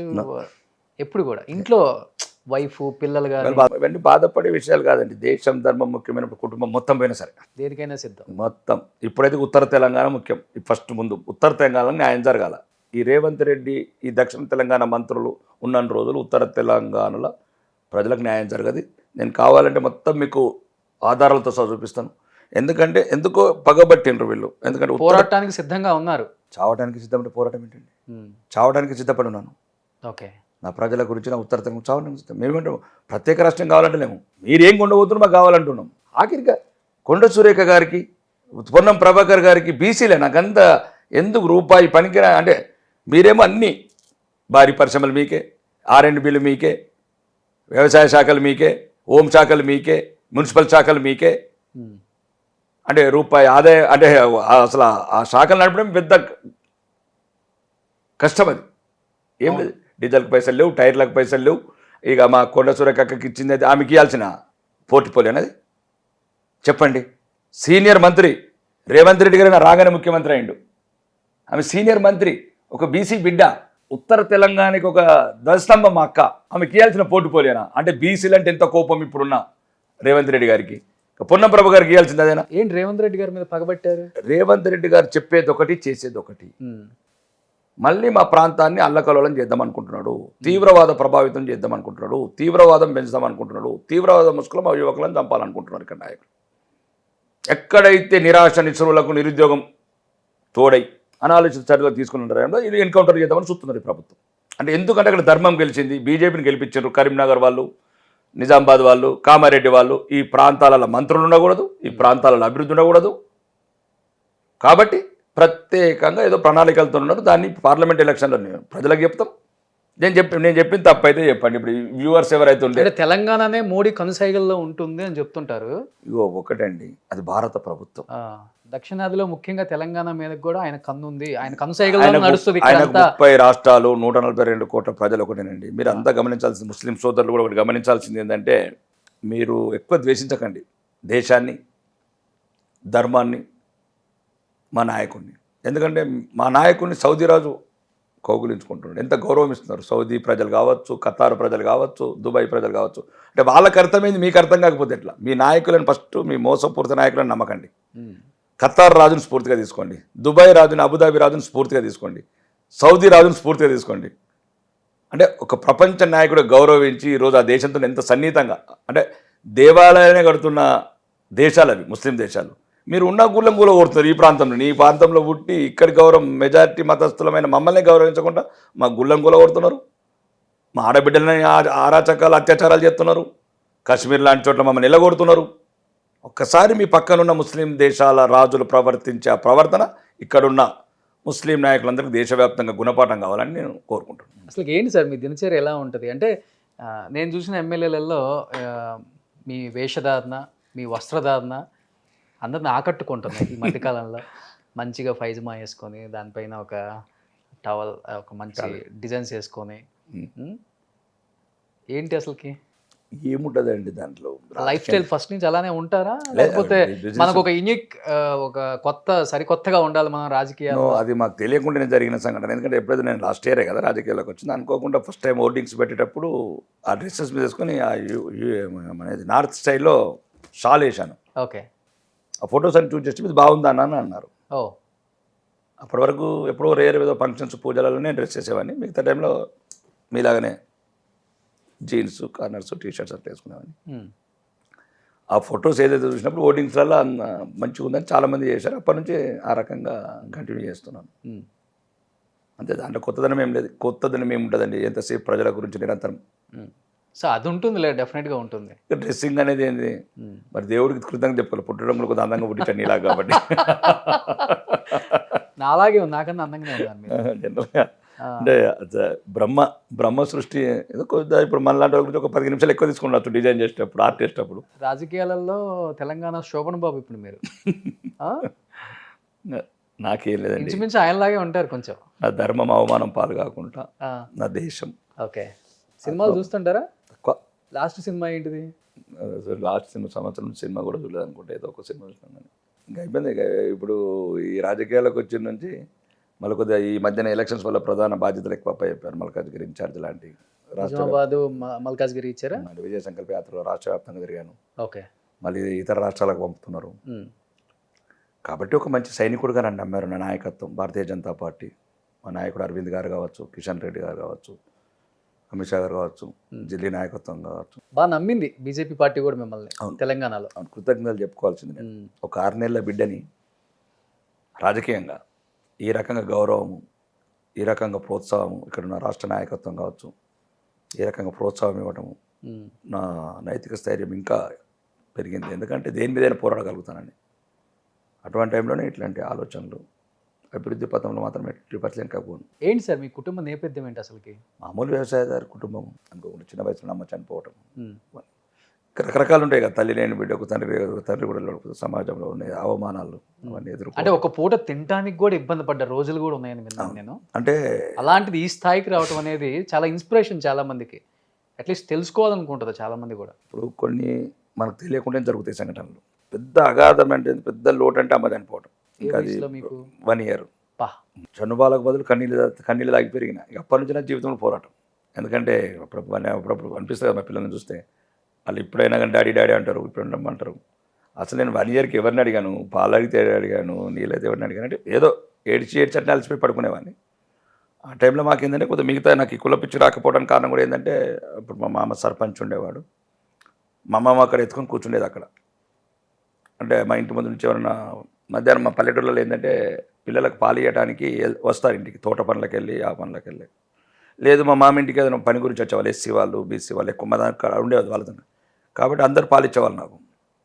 అంటే పోతుంటే ఏడుస్తుంటాను కాబట్టి. అంటే అక్కడ పల్లెటూరులో ఉన్న ఒక రకమైన దాన్ని ఏం చెప్పాలా, దైవత్వం అనుకుంటాను అది. అంటే ఇక్కడ కన్న బిడ్డలకి పాలి అని పట్టణీకరణ ఒకవైపు, ఎవరి బిడ్డ అయినా మా బిడ్డ ఏడితే చాలనుకున్న వాళ్ళు ఒకవైపు. కాబట్టి అలా అలా పెరగడం, జీవనోపాధి గురించి విదేశాలకు వెళ్ళడం, గల్ఫ్ కంట్రీస్కు చదువుకున్న తెలుగు మీడియం చదువులు కావచ్చు. ఏం చదువుకున్నారు? నేను ఇంటర్ చదువుకున్నాను అంతే. అక్కడ విదేశాలకు వెళ్ళినప్పుడు అక్కడ స్కిల్ వర్కర్స్కు కానీ క్వాలిఫికేషన్స్ నీడ్స్ ఇట్లాంటివన్నీ ఉన్నప్పుడు ఇంకా తప్పదు కదా, ఏదో ఒక హెల్పర్ జాబ్ చేయటము. హెల్పర్ అంటే ఏముంటుంది అంటే ఇప్పుడు దాకా మీ వాయిస్ వేరుగా ఉంది, ఒక్కసారి మీ రియల్ లైఫ్ స్టోరీ అనగానే వాయిస్ కూడా కొంచెం చెమ్మగిస్తుంది సార్. అంటే ఎన్ని బాధలు ఉన్నాయో దాని వెనక అర్థమవుతుంది మాకు. ఇట్లా ఏదో ఒక రకంగా మనం చేయటము, కష్టాలు పడటము, ఆ బాధలు ఎదుర్కొంటూ ఎవరు జాబ్ చేసాం కొన్ని రోజులు. ఇక తర్వాత అక్కడున్న సమాజాన్ని, ప్రపంచాన్ని చూసి వ్యాపారం రంగంలో దిగటము, అంచెలంచెలుగా ఎదగటము, దాంతోపాటు నాతో పాటు నాకు సంబంధించిన వాళ్ళకి సహాయం చేయటము, ఒక రకమైన పోతున్నప్పుడు ఈ రకంగా కసితోనే పెరిగాయి ఎందుకు ఇప్పటి కూడా కసి. ఇప్పటికి కూడా లైఫ్ అంటే ఇప్పుడు డబ్బు మీద కసి లేదు ఇక. ఆ డబ్బు కూడా ఈ రకంగా ఈ సౌకర్యవంతంగా బతకడానికి కారణం ఏంటంటే సమాజం వల్ల మేము ఎదుర్కొన్న సమస్య. అంటే దగ్గర బంధువులైనా మాట్లాడకపోవటం, ఎవ్వరు దరి చేరనీయకపోవటము, గౌరవం ఇవ్వకపోవటము. అంటే డబ్బు ఉంటేనే గౌరవిస్తుంది సమాజం అనేది ఒక మరి అట్లా వేలునుకుపోయింది మనసులో. సో ఇలా కావాల్సిన డబ్బులు అంటే ఏదో ఒక రకం మనం సమాజంలో డబ్బు సంపాదించాలన్నప్పుడు డబ్బు సంపాదించాం. అది కూడా న్యాయబద్ధంగా ధర్మబద్ధంగా సంపాదించాం, అన్ని రకాల ట్యాక్సీలు కట్టుకుంటాం. బట్ ఈరోజు రాకేష్ రెడ్డి గారి ప్రాపర్టీస్ అంటే కొన్ని వేల కోట్లు అంటుంటారు. అది నోటికి వచ్చినట్లా ఉంటారు. అవి వేల కోట్లు ఉంటే బాగా ఎలక్షన్ కమిషన్లు ఇచ్చినాం కదా అన్ని.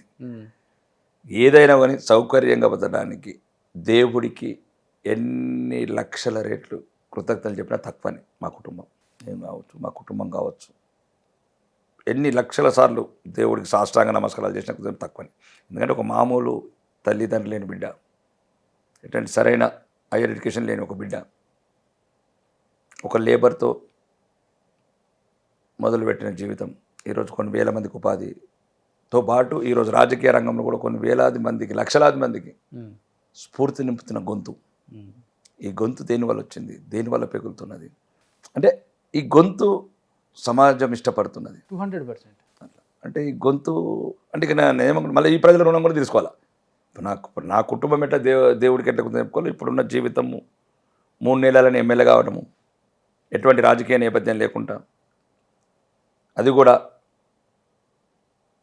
ధర్మం మీద దాడి ఒకవైపు, అసత్య ప్రచారం ఒకవైపు జరుగుతుంటే కాంగ్రెస్ అధికారంలోకి వస్తుందని మైనారిటీలంతా ఒకటై ఈ హిందువులకు సంబంధించిన పార్టీని బతకనియద్దని అందరు కక్ష కట్టిన టైంలో అంటే ప్రత్యేకంగా పగబట్టారు కదా. విదేశీయులు కావచ్చు, విదేశీ నిధులు కావచ్చు, విదేశీ కుట్రదారులు కావచ్చు. ఈ ధర్మానికి ఎప్పుడు ప్రమాదం విదేశాల నుంచి ఎక్కువ అవుతుంది, స్వదేశంలో ఉన్న హిందువుల వల్ల ఎక్కువ ప్రమాదం ఉంటుంది. ఓకే, అయినా కానీ 3 నెలల 30,000 ఓట్ల మెజారిటీతో గెలిపించడం అనేది అదొక గొప్ప విషయం. దాంతోపాటు మెజారిటీ మీది ఈ సమయంలో అంటే నేను ఎవరో చాలామంది కూడా తెలియదు ఇప్పటికక్కడ, ఇప్పటికి కూడా తెలియదు. అంటే ఓన్లీ సింబల్ చూసే వేశారు. అయితే నేను ఎక్కువ ఈ రోజు పల్లెలలో తిరగటము, అంటే ప్రజలతో మమేకం కావటం, అంతకుముందు నుంచి అక్కడ చేసిన కొన్ని పనులు ఉన్నాయి కదా, చార్జెస్ కానీ అవి కానీ. చారిటీ బాగా చేసేవాళ్ళంట కదా పేదవాళ్ళకి. ఎందుకంటే నేను పడ్డ కష్టం ఎవరు పడకూడదు, కనీసం వసతులు, కూడు గుడ్డ నీరు. అంతే, గ్రేట్, అది మంచి థాట్ సార్. థాట్ కూడా కాదండి, మనం ఏమి ఇచ్చి రుణం తీసుకుంటాం ఈ సమాజానికి. అదే కదా, పెద్ద త్యాగం కాదు, పాడు కాదు సార్. ఎంత ఉన్నా కానీ పెట్టే బుద్ధి రావాలి కదా.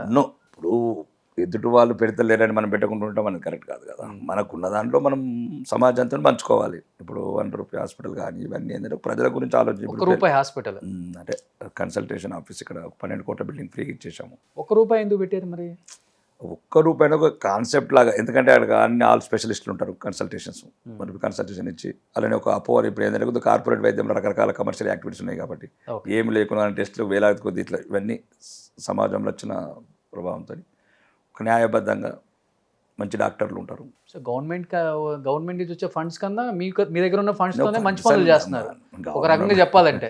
అవును, ఇప్పుడు కూడా ఆర్మూర్లో కూడా మీరు చూడండి, ఎమ్మెల్యే అయిన తర్వాత ఒక 700 మంది, అదే చెప్పాను ఒకరోజు స్పీచ్ లేదో, 700 మంది ఒక మంచి బాత్రూమ్లు కావచ్చు, డైనింగ్ హాల్స్ కావచ్చు, స్టేజెస్ కావచ్చు. మా పిల్లలు చదువుకునే స్కూల్ లాగే చేశాను, ఒక స్టేడియం చేయించాను, శ్మశానాలు చేయించాను, పార్క్ చేపిస్తున్నాను. అంటే నాకు రావాల్సిన న్యాయమైన వాటా, ధర్మబద్ధంగా రావాల్సిన ఆర్మూర్ ప్రజల వాటా సరంగా ఇప్పుడున్న ముఖ్యమంత్రి గారు నన్ను ఇబ్బంది పెట్టకుండా, రాజ్యాంగాన్ని అవమానపరచకుండా, ఉత్తర తెలంగాణ మీద కక్ష కట్టకుండా నా వాటా నాకు ఇస్తే స్మార్ట్ సిటీ చేస్తారు. మోడల్ ఆఫ్ తెలంగాణ చివరి రోజు 1 మంత్ 5 సంవత్సరాల ముందు మీ విలేకరులందరినీ తీసుకెళ్తాను. అంటే మీకున్న ఆలోచనలు, మీ ఇన్నోవేటివ్ థాట్స్ అంటే ఉంటాయి కదా. అదే తెలంగాణ అసెంబ్లీలో మాట్లాడింది కూడా అదే. నేను వితిన్ 3 minutesలో కూడా 7 సబ్జెక్టులు తీసుకున్నాను. ఒకటి, మీరు ఎట్లయితే 150 కోట్లు కొండబోతున్నారో మోడల్ ఇంటిగ్రేటెడ్ నాకు కూడా ఇవ్వండి.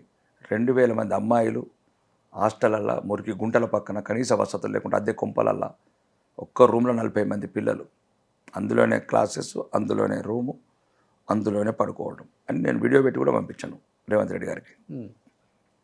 రెండోది, ఎస్సీ పిల్లల హాస్టల్లో కూలిపోయే దశలు ఉన్నాయి, పట్టించుకునే వాళ్ళు లేడు. పేదలకు ఇల్లే లేవు. 10,000 ఇల్లు కావాలి. మరి ఎప్పుడు వెళ్తున్నారు చెప్పండి, నేను వస్తాను ఒకసారి. నేను ఇప్పుడు ఇక ప్రచారం వెళ్తాను, ఒక 20-21 తర్వాత వెళ్తాను. మొత్తం చూద్దాం. అసలు ఇంతవరకు ఇల్లు లేవు, స్పెషల్ ఎకనామిక్ జోన్లో ఒక ఇండస్ట్రీ లేదు 10 ఏళ్ళ నుంచి. ఆ రోజు అసెంబ్లీ కూడా చెప్పాను, ప్రతి ఒక్కరూ 40,000 కోట్లు తెచ్చాము దావోస్ నుంచి అని ముఖ్యమంత్రి గారు ప్రకటన చేయడం కాదు. నేను 20 సంవత్సరాల నుంచి గమనిస్తున్నాను, ప్రతి ముఖ్యమంత్రి వెళ్ళటము, నిధులు తెచ్చినామని చెప్పడము, ఆ నిధులు ఎక్కడికి వచ్చినాయో చెప్పరు, ఎక్కడ ఇండస్ట్రీస్ పెట్టారో చెప్పరు. ఎవడు వచ్చినా కానీ అవుటర్ రింగ్ రోడ్ చుట్టే భూములు కావాలంటాడు గవర్నమెంట్. మళ్ళీ ఉన్న వాళ్ళే దోసుకోవడం ఈ భూములు, విలువైన భూములు. వీళ్ళ భూములు ఎక్కడున్నాయి, రాజకీయ నాయకుల భూములు ఎక్కడున్నాయి, అక్కడ ఇండస్ట్రీస్ రావడము. ఇదొక మాఫియా లాగా తయారైంది. రాజకీయం కూడా ఒక మాఫియా లాగా తయారైంది. ఈ రాజకీయ నాయకులంతా భూములు కొనుక్కోవడం, ఆ భూముల పక్కనే ఇన్ఫోసిస్ క్యాంపస్లు రావడం. అందుకే సార్ చెప్పింది పాలిటిక్స్. నో, పాలిటిక్స్తో కాదు. మీరు ఒకసారి ప్రధానమంత్రి నరేంద్ర మోదీ గారు చూడండి, 10 సంవత్సరాలు ఒక చిన్న అవినీతి మచ్చ. అది కాదండి, బీజేపీ దేశాన్ని కాపాడుతుంది, ధర్మాన్ని కాపాడుతుంది. వీళ్ళంతా ఇదొక డిఫరెంట్ మాఫియా టైప్. నేను అనేది నేను ఓపెన్గా చెప్తున్నాను, మనం అసెంబ్లీ చెప్పండి. ఎవడు అడిగినా ఫ్యాబ్ సీట్ పక్కన ల్యాండ్ అడుగుతాడు, అవుటర్ రింగ్. నేను అన్నాను ఓకే, దెన్ నేనేమన్నాను, ఒక 25% జిల్లాలకు ఇవ్వండి. జిల్లాలు నా జిల్లా అనేది నేను ఆ రోజు నా స్పీచ్లో చెప్పాను. వెనుకబడ్డ ఖమ్మం ప్రాంతం కావచ్చు, గోండు తండాలు, లంబాడి తండాలు ఉన్న ఆదిలాబాద్ కావచ్చు, ఇవ్వండి. ఇప్పుడు ఇక్కడ 40,000 కోట్లు తెచ్చినప్పుడు దాంట్లోకి ఒక ఎంత అవుతుంది, 10,000 కోట్లు అవుతుంది. ఆ 10,000 కోట్ల నుంచి జిల్లాకు 2,000 కోట్లు ఇవ్వండి. ఏదో ఒక ఇండస్ట్రీ వస్తాయి కదా, కుటీర పరిశ్రమలు. అక్కడ ఉన్న పిల్లలు మత్తుకు లోనవుతున్నారు. కాబట్టి ఇవన్నీ కొద్దిగా రాజకీయ నాయకులకు అవగాహన ఉండాలి. సో కంప్లీట్గా పాలిటిక్స్కే టైం కేటాయిస్తున్నారు, మీ గొంతుకు వినిపిస్తున్నారు, న్యాయం కోసం ధర్మం కోసం పోరాడుతూ ఉన్నారు రాకేష్ రెడ్డి గారు. మరి బిఫోర్ ఏమో సక్సెస్ఫుల్ బిజినెస్ మ్యాన్, టైం కుదురుతుందా బిజినెస్లో ఇవన్నీ చూసుకోవడానికి? బిజినెస్ మ్యాక్సిమం తగ్గించామండి, ఇంకా ఫ్యామిలీ చూసుకుంటుంది సగము. మ్యాక్సిమం ఇప్పుడు నేను ఏదైతే యాక్టివిటీస్ ఇన్వాల్వ్మెంట్ ఉన్నదో అవన్నీ తగ్గించేసాం. ఎందుకంటే ఎర్రచందనం అంటేనే రాకేష్ రెడ్డి అంటేనే ఎర్రచందనం, ఆ పేరైతే పడిపోయింది. మరి మీరు ఎంత మేరకు చేస్తారో ఆ బిజినెస్ మాకైతే తెలియదు, కానీ పుష్ప సినిమా రాకేష్ రెడ్డి గారిదే. కరెక్టే, రాకేష్ రెడ్డిదే. కానీ రాకేష్ రెడ్డి లీగల్ పుష్ప. ఇండియా మొత్తం ఎక్కడికైనా ప్రపంచం అంతా చేస్తారు ఎర్రచందనం బిజినెస్. అన్ని లైసెన్స్తో చేస్తాను. అల్లు అర్జున్ ఏమో ఇల్లీగల్ లైసెన్స్తో చేస్తాడు. అంతే తేడా. మొత్తం ప్రపంచం అంతా లైసెన్స్ మీకే ఉందా? మీరు కూడా చేయొచ్చండి. ఇప్పుడు ఇంతకుముందు నా ఒక్కడికే ఉండేది, ఇప్పుడు రానుగా కొత్త వాళ్ళు వస్తున్నారు. కానీ మేజర్గా 90% మేము కూడా తగ్గించేసి మీకు అయిపోయింది. రాజకీయ రంగంలోకి వచ్చినప్పుడు ఇక ఉంటాయి కొద్దిగా వర్కర్స్, జిఎంస్ వాళ్ళు ఉండాలి కదా, బతకాలి కదా.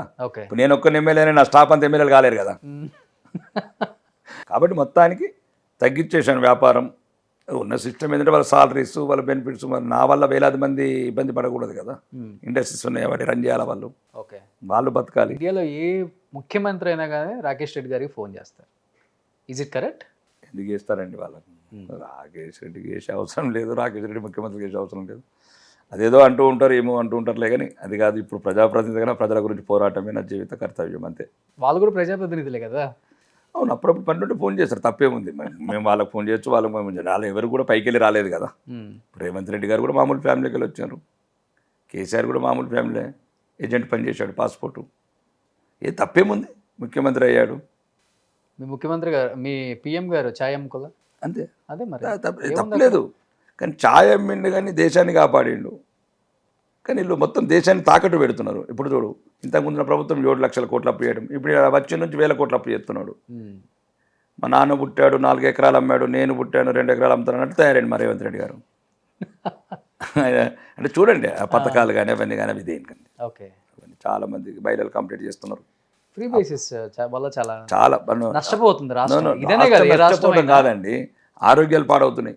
ఆ పేద ప్రజలకు ఆ పాత బస్సులలో ఎక్కిస్తున్నారు, కొత్త బస్సులు ఇంతవరకు ఒక బస్సు కొనలేదు. వాళ్ళకి ఈ మధ్యన మొత్తం ఆర్థోపెడిక్ డాక్టర్స్ అందరికీ కంప్లైంట్స్ వస్తున్నాయట.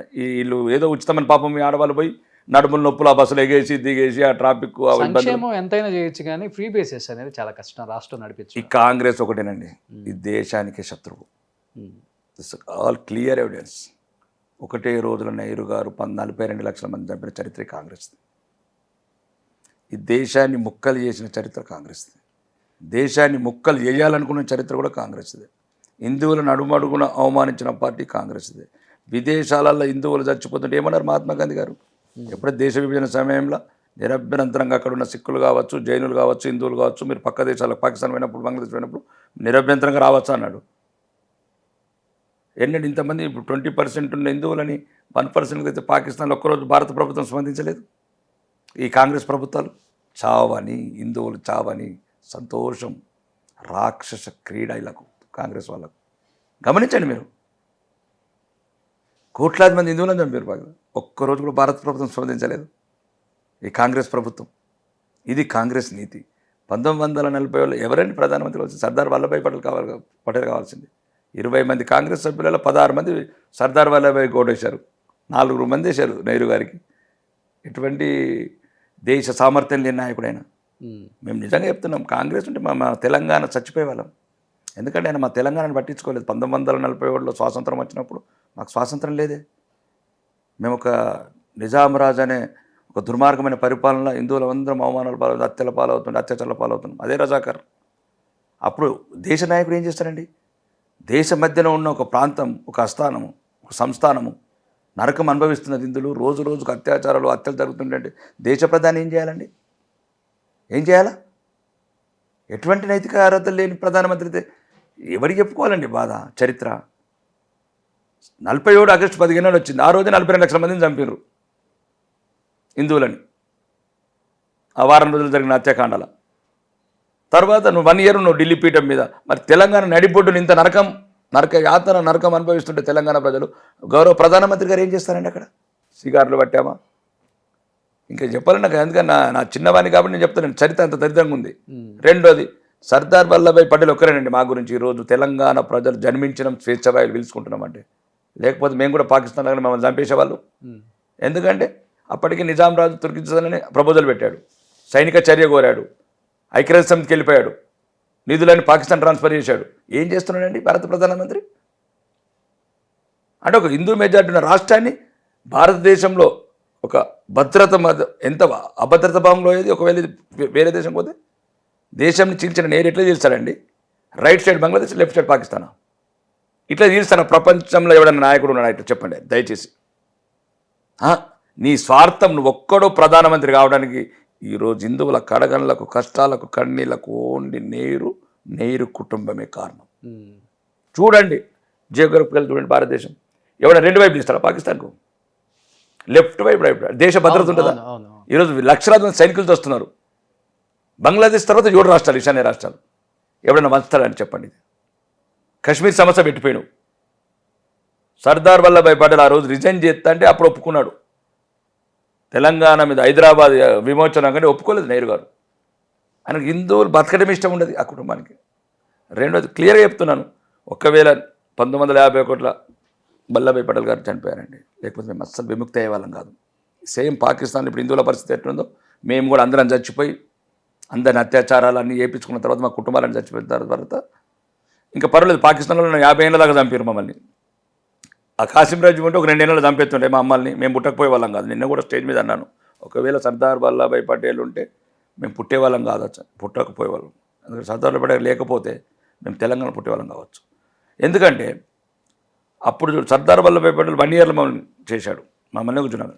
నెహ్రూ గారు ఉన్నారు 1961 వరకు, మళ్ళీ గోవాని ముట్టుకోలే. గోవా మళ్ళీ 15 ఏళ్ళు అట్లనే ఉంది. అంటే ఎటువంటి నైతిక విలువలు, అర్హతలు లేని నాయకుడు ఆయన. దేశం అంటే మా బాధ. ఎందుకంటే ఏం చెప్తున్నాను, చరిత్ర చెప్తాను నేను, అంటే జరిగిన చరిత్ర నేనేం చేయలేను. కాబట్టి ఈరోజు అదే అరాచకము. కాబట్టి కాంగ్రెస్ అప్పుడు ఆయనకు కావచ్చు, ఇప్పుడు ఆయన మునిమనుముడు రాహుల్ గాంధీ గారు కావచ్చు.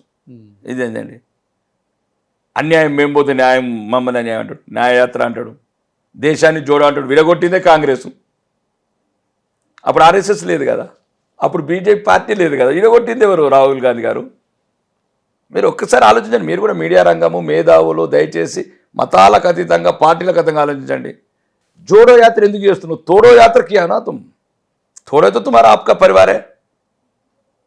जो श्रीलंका में आपका पिताजी तो वहां पर भेज गए, वहां पर तमिलों को मारा. जो तुम्हारा दादी को जो सिख लोगों को पूरा मारा दिल्ली में, कौन मारा? मारते, तोड़ते, फिर जोड़ते कहां से? नहीं, ये सोचना चाहिए. सोचने की चीज है राहुल गांधी जी के बारे में. उसका सोच ही गलत है. राम को पसंद नहीं करते, रामालय को पसंद नहीं करते. चलो అంటే ఇది ఒక చూడాలి. అంటే మీరు చెప్పింది కరెక్ట్. అయితే ఇప్పుడు హిందూ ధర్మం మీద పోరాడుతుంది తెలంగాణలో, ముఖ్యంగా మగవాళ్ళలో అయితే మీ పేరు గట్టిగా వినిపిస్తుంది.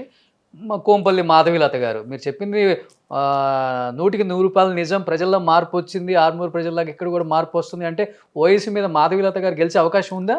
రాజకీయం అనేది గెలుపోవటం ఆటండి, ధర్మం అనేది మా చావు బతుకుల పోరాటం. ఆ పోరాటం చూసినప్పుడు ఏమనిపించింది మీకు? ఇప్పుడు మీరు మాట్లాడేది వ్యక్తిగతంగా మాట్లాడుతున్నారు. మాధవీలత లాంటి వాళ్ళు గెలవాలని కోరుకోవాలా? వ్యక్తిగతంగా నేను మాట్లాడలేదు. నేను చెప్తుంది ప్రజల్లో మార్పు రావాలి, వచ్చింది అన్నారు కాబట్టి చెప్తున్నా. రావాలి అంటే చెప్తున్నాను, కాంగ్రెస్ పట్ల మారాలి మీరు. కాంగ్రెస్ మన హిందువుల శత్రువుల పార్టీ, హిందూయిజంని అసహించుకునే పార్టీ. నేను చెప్పిందంత అబద్ధమైతే మీరు చెప్పండి. నైరు మన హైదరాబాద్ విముక్తికి ఇష్టపడలేదు అంటే క్లియర్ చెప్తున్నాను కదా నేను. సర్దార్ వల్లభాయ్ పటేల్ గారు నేను రాజీనామా చేస్తానంటేనే ఒప్పుకున్నాడు ఆపరేషన్ పోలో. అవును, आप हैदराबाद करो, कश्मीर को मेरे को छोड़ो अన్నాడు. कश्मीर छोड़ के क्या किया आज नेहरू जी ने? कश्मीर उसका हाथ में छोड़ा, अभी तक जलते रहे आखिर में लाखों हिंदू लोग मरते गए. ये हमारा जो कांग्रेस का गांधी फ्యామిలీ और గాంధీలో అదొక సబ్జెక్ట్కి వెళ్ళిపోతాం. మళ్ళీ అదొక నెహ్రూలు అవుతారు, గాంధీలు అవుతారు, నెహ్రూలు అవుతారు. కాబట్టి కాంగ్రెస్ పార్టీ ఉంటే ఈ దేశ వినాశనం తప్ప హిందువుల కన్నీళ్లకు ఈ కాంగ్రెసే ప్రథమ కారణం. కాబట్టి ఈ దేశంలోని హిందువులు, ఈ ప్రపంచవ్యాప్తంగా హిందువులు, నేను మాట ఏదైనా తప్పు అయితే తప్పు మాట్లాడుంటే చరిత్ర తెలుసుకోండి. నేను చెప్పింది నిజమా అబద్ధమా? లక్షలాది డాక్యుమెంట్స్ ఇస్తాం మీకు, లక్షల డాక్యుమెంట్స్. మూడోసారి అధికారంలోకి రావడం ఖాయం అంటారు బీజేపీ. సెంట్రల్ రాబోయేది కూడా ఇక్కడ, తెలంగాణలో కూడా మాదే, ఇంకా అక్కడ ఇక్కడ కూడా డబుల్ ఇంజిన్ సర్కార్. సో మార్పు వచ్చిందంటారు ప్రజల్లో అయితే. సో మీ టార్గెట్ ఇప్పుడు 2028 చీఫ్ మినిస్టర్, 2033? నేను కాదు, మన నిజామాబాద్ జిల్లా వాళ్ళం. అంటే మీరు కూడా ఉన్నారు కదా లిస్ట్లో. నేను కార్యకర్తగా ఉంటాను. నెక్స్ట్ టైం కూడా పోటీ చేస్తానో చేయనో తెలియదు, కానీ కార్యకర్తగా ఉంటాను.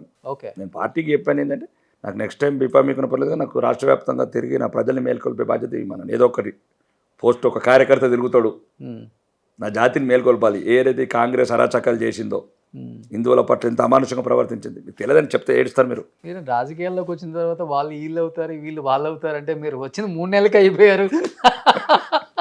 అలాని కాదు కానీ ఒక జరిగిన పరిణామాలు చెప్పి ఫ్యూచర్లో జరగకుండా అదే చెప్తున్నాను. ఫర్ ఎగ్జాంపుల్ రజాకర్ సినిమా గతం అన్నారు, గతం కాదు భవిష్యత్ అని చెప్పాను. 200%. అదే తప్పేం లేదు అన్నారు. ఎందుకంటే నేను చెప్పాను ది సైలెన్స్ చెనికోడ్ ఆఫ్ హైదరాబాద్ అన్నారు. నేను దశ బహిరంగంగా 1990 జనవరి 18 నాడు 25,000 మసీదులకి వెళ్ళి హిందువులు వెళ్ళిపోవాలి కాశ్మీర్ నుంచి అనేది, ఈ సంఘటనలు అన్నీ జరిగిన సంఘటనలు చెప్తున్నాను తప్ప నేను కొత్తగా సృష్టించినవి కాదు, కొత్తగా నేను రాసినవి కావు. ఈ చరిత్ర అంతా లిఖించబడ్డది. ఇంకా దారుణంగా ఉన్నది కాంగ్రెస్ చరిత్ర. చెప్పాలంటే కొన్ని వేల మంది సాధువులను చంపారు ఇందిరాగాంధీ గారు ఉన్నప్పుడు, రాజీవ్ గాంధీ గారు సపోర్ట్ ఉన్న గవర్నమెంట్ ఉన్నప్పుడు, కరసేవల మీద కాల్పులు, ఇవన్నీ రకరకాలు నేను చెప్తుంటే ఇలా చరిత్ర ఒక రకమైన చరిత్ర. ప్రపంచంలో హిందువు అన్నవాడు కాంగ్రెస్ కోటేయాడు. ఇప్పుడు కూడా హిందువులందరికీ ఒకటే కోరుకుంటారు, ప్రపంచవ్యాప్తంగా ఉన్న హిందువులు కావచ్చు, భారతదేశం హిందువులు కావచ్చు. మీ సంస్కృతి, మీ సంస్కారాలు, మీ పిల్లల భవిష్యత్తులు, బంగారు భారతదేశం, భవిష్యత్తు గల భారతదేశం ఉండాలంటే దయచేసి మీ అందరికి చేతులెత్తి జోడిస్తున్నా, ఈ కాంగ్రెస్ను తిరస్కరించండి. ఈ కాంగ్రెస్ మన ప్రథమ శత్రువు. హిందూ ధర్మానికి సంబంధించి ఇంకా 100 పార్టీలు రాని పర్వాలేదు, మీరు ప్రోత్సహించండి. కానీ కాంగ్రెస్ ఉంటే మాత్రం హిందువులను సుఖంగా బతకనియదు. మోడీ గారి కంట్లో పడ్డారా? అంటే వచ్చిన 3 నెలల్లోనే ఇంత మార్పు వచ్చింది కదా. రాజకీయాల్లోనే చెప్పాలంటే చాలా పెనుమార్పులు అని చెప్పుకోవచ్చు మీ గెలుపు. అవును, ఆయనకి మీలాంటి వాళ్ళంటే చాలా ఇష్టం ముఖ్యంగా. ఇంకా ఎందుకంటే తెలుసు మోడీ గారు ఏంటి, ఆయన నైజం ఎలా ఉంటుందో తెలంగాణలో ఉన్న చాలామంది లీడర్స్ చెప్తుంటే విన్నాను కాబట్టి నేను కూడా. ఏం చెప్పారు మీరు గెలిచిన తర్వాత? ఆయన కలవకుండా నమో టీం వచ్చి కలిసింది. ఆయన అక్కడ పిఎంఓ నుంచి ఫోన్ చేశారు. ఒక ఐడియాలజీ గురించి ఈ మధ్యన కొద్దిగా బాగా మాట్లాడుతున్నావు, ఏంటి ఐడియాలజీస్ అంటే నేను చెప్పాను. ఓకే, సౌత్ ఇండియా గురించి చెప్పాను నేను, ఓన్లీ తెలంగాణ గురించి చెప్పలేదు. దక్షిణాది ఉన్న ప్రజల ఆలోచనలు, ఆహారపు అలవాట్లు ఇవన్నీ వేరే ఉంటాయి. చెప్పారు దక్షిణాదిని కొంత చిన్న చూపు చూస్తున్నారు మీరు అనేది ఉంది చిన్న ప్రజల్లో వాదన. లేదు, అది లేదు, చిన్న చూపు అనేది లేదు. అందరికన్నా ముందు తమిళనాడులో చాలా అభివృద్ధి చేసిండు నరేంద్ర మోడీ గారు. 8 లైన్ల రోడ్లు కావచ్చు, ఇన్ఫ్రా కావచ్చు, సీ పోర్ట్స్ కావచ్చు, విదేశీ ఎగుమతులు కావచ్చు. ఓకే, అక్కడ ఉన్న ప్రభుత్వం దాన్ని ఏ రకంగా కర్ణాటకలో అభివృద్ధిలో భారతదేశం అంతా ఒకటేనండి మాకు. అది సౌత్లో కూడా మేము ఈ మొత్తానికి సౌత్లో కూడా రామమయం కావాలని కోరుకుంటున్నాం. అయింది కదా, ఇంకా కావాలి. అక్కడ 20 రాష్ట్రాలు అయినాయి, ఇక్కడ ఉత్తరాది మొత్తం రామమయం అయిపోయింది, దక్షిణాది కూడా రామమయం చేయాలని. రామ మందిరం రేపు ఎలక్షన్స్కి మీకు పెద్ద ప్లస్ అనుకుంటా సార్. రామ మందిరం ప్లస్ కాదండి, ధర్మపాలన ప్లస్. ఈరోజు దాంట్లో భాగమే కదా ఇది కూడా, ధర్మం కూడా భాగమే కదా, డెఫినెట్గా. తప్పెందుకు? మళ్ళీ అదే చెప్తున్నానండి, మీరు గమనించాల్సి ప్రపంచంలో ఒక్కరని ఆలోచించండి రోషన్ గారు, ఏ మసీదు కూలగొట్టి మేము మందిరాలు కట్టలేదండి. అవును, మందిరాన్ని కూలగొట్టే మసీదులు కట్టారు. అవును. మేము ఎక్కడ కూడా ముస్లిమ్స్ మీద కానీ ఇతర మతం ఎప్పుడు దాడులు చేయలేదు, దౌర్జన్యాలు చేయలేదు. వాళ్ళేదో మణిపూర్ అంటారు, ఆ మణిపూర్ మతాల మధ్యన కాదు, అది తెగల మధ్యన, అది ఒక డిఫరెంట్ ఐడియా, అది ఒక మియాన్మార్ ఇన్వాల్వ్మెంట్, అవన్నీ రకరకాలు ఉన్నాయి. అది కొంచెం చాలా మంది తెలియక మణిపూర్ అంటారు, మణిపూర్ తెగల మధ్యన. అవును. సేమ్ ఇప్పుడు ఎట్లయితే రకరకాల కొందరు ఇప్పుడు కూడా మత మార్పు చేసిన కొన్ని పల్లెల పాలకొల్లు సైడ్కి ఇట్లా ఒక రకరకాల అవి ఒక పేరు మార్పు హిందువులను ఎత్తలేరు. నేను మొన్న రాజమండ్రికి వెళ్ళాను 4 days బ్యాకే, ఒక అది వచ్చి ఏడుస్తున్నాడు నా దగ్గర రాజమండ్రిలో, పెద్ద ఆయన ఉన్నట్టున్నాడు, గుడి సెంటర్లో ఆపేశారట క్రిస్టియన్స్. ఈ రకంగా నేను వస్తున్నా అని ఏదో యూట్యూబ్లో చూసాడు, ధర్మం గురించి బాగా మాట్లాడినాడు. ఆ రాష్ట్రం మనది కదా, వీలైతే జగన్మోహన్ రెడ్డి గారికి చెప్తే, ఆయన కూడా క్రిస్టియనే కదా, మీకేం న్యాయం చేస్తున్నాడు అడిగాను. జగన్మోహన్ రెడ్డి కూడా క్రిస్టియనే కదా, వాళ్ళ నాన్న క్రిస్టియనే, వైఎస్ రాజశేఖర రెడ్డి గారు, వాళ్ళ తాత క్రిస్టియనే, వాళ్ళ ముత్తాత క్రిస్టియనే, మరి వాళ్ళు క్రిస్టియన్ సపోర్ట్ చేయకపోతే మీకు ఎట్లా చేస్తారని నేను అడిగాను. బందరికం మీకేమన్నా? అతను అన్నాడు, పల్లకొల్లు పక్కన కొవ్వూరు పక్కన ఏదో మందిరం సెంటర్లో వచ్చి క్రిస్టియన్స్ అంతా మేజర్ క్రిస్టియన్స్ కన్వర్ట్ అయ్యారట, ఆపేశారట. దాన్ని ఎట్లా చేయాలంటే, ఇప్పుడు మేము తెలంగాణ శాసనసభ్యుని, ఇక్కడ శాసనసభ్యుని కాదు, గవర్నమెంట్ కూడా ప్రభుత్వానికి క్రిస్టియన్ ఉన్నాడు కాబట్టి క్రిస్టియన్ వైపే ఉంటాడు, దాన్ని ఏం చేయలేం కదా. ప్రచారం చేస్తున్నారు ఆంధ్రాలో మీరు కూడా? ఆ పార్టీ ఆదేశిస్తే చెప్పాను కదా, కాశ్మీర్ కూడా పోతాను. అప్పుడే నా ఫస్ట్ ఇంటర్వ్యూలో చెప్పాను, ఇప్పుడు కాదు. పార్టీ ఆదేశిస్తే ఏమనిపించింది? ఆంధ్ర వెళ్ళొచ్చారనుకుంటే ఈ మధ్య. అవును, ఆంధ్రలో కొద్దిగా ధర్మం ప్రమాదంలో పడ్డదని అందరికి అర్థమైంది.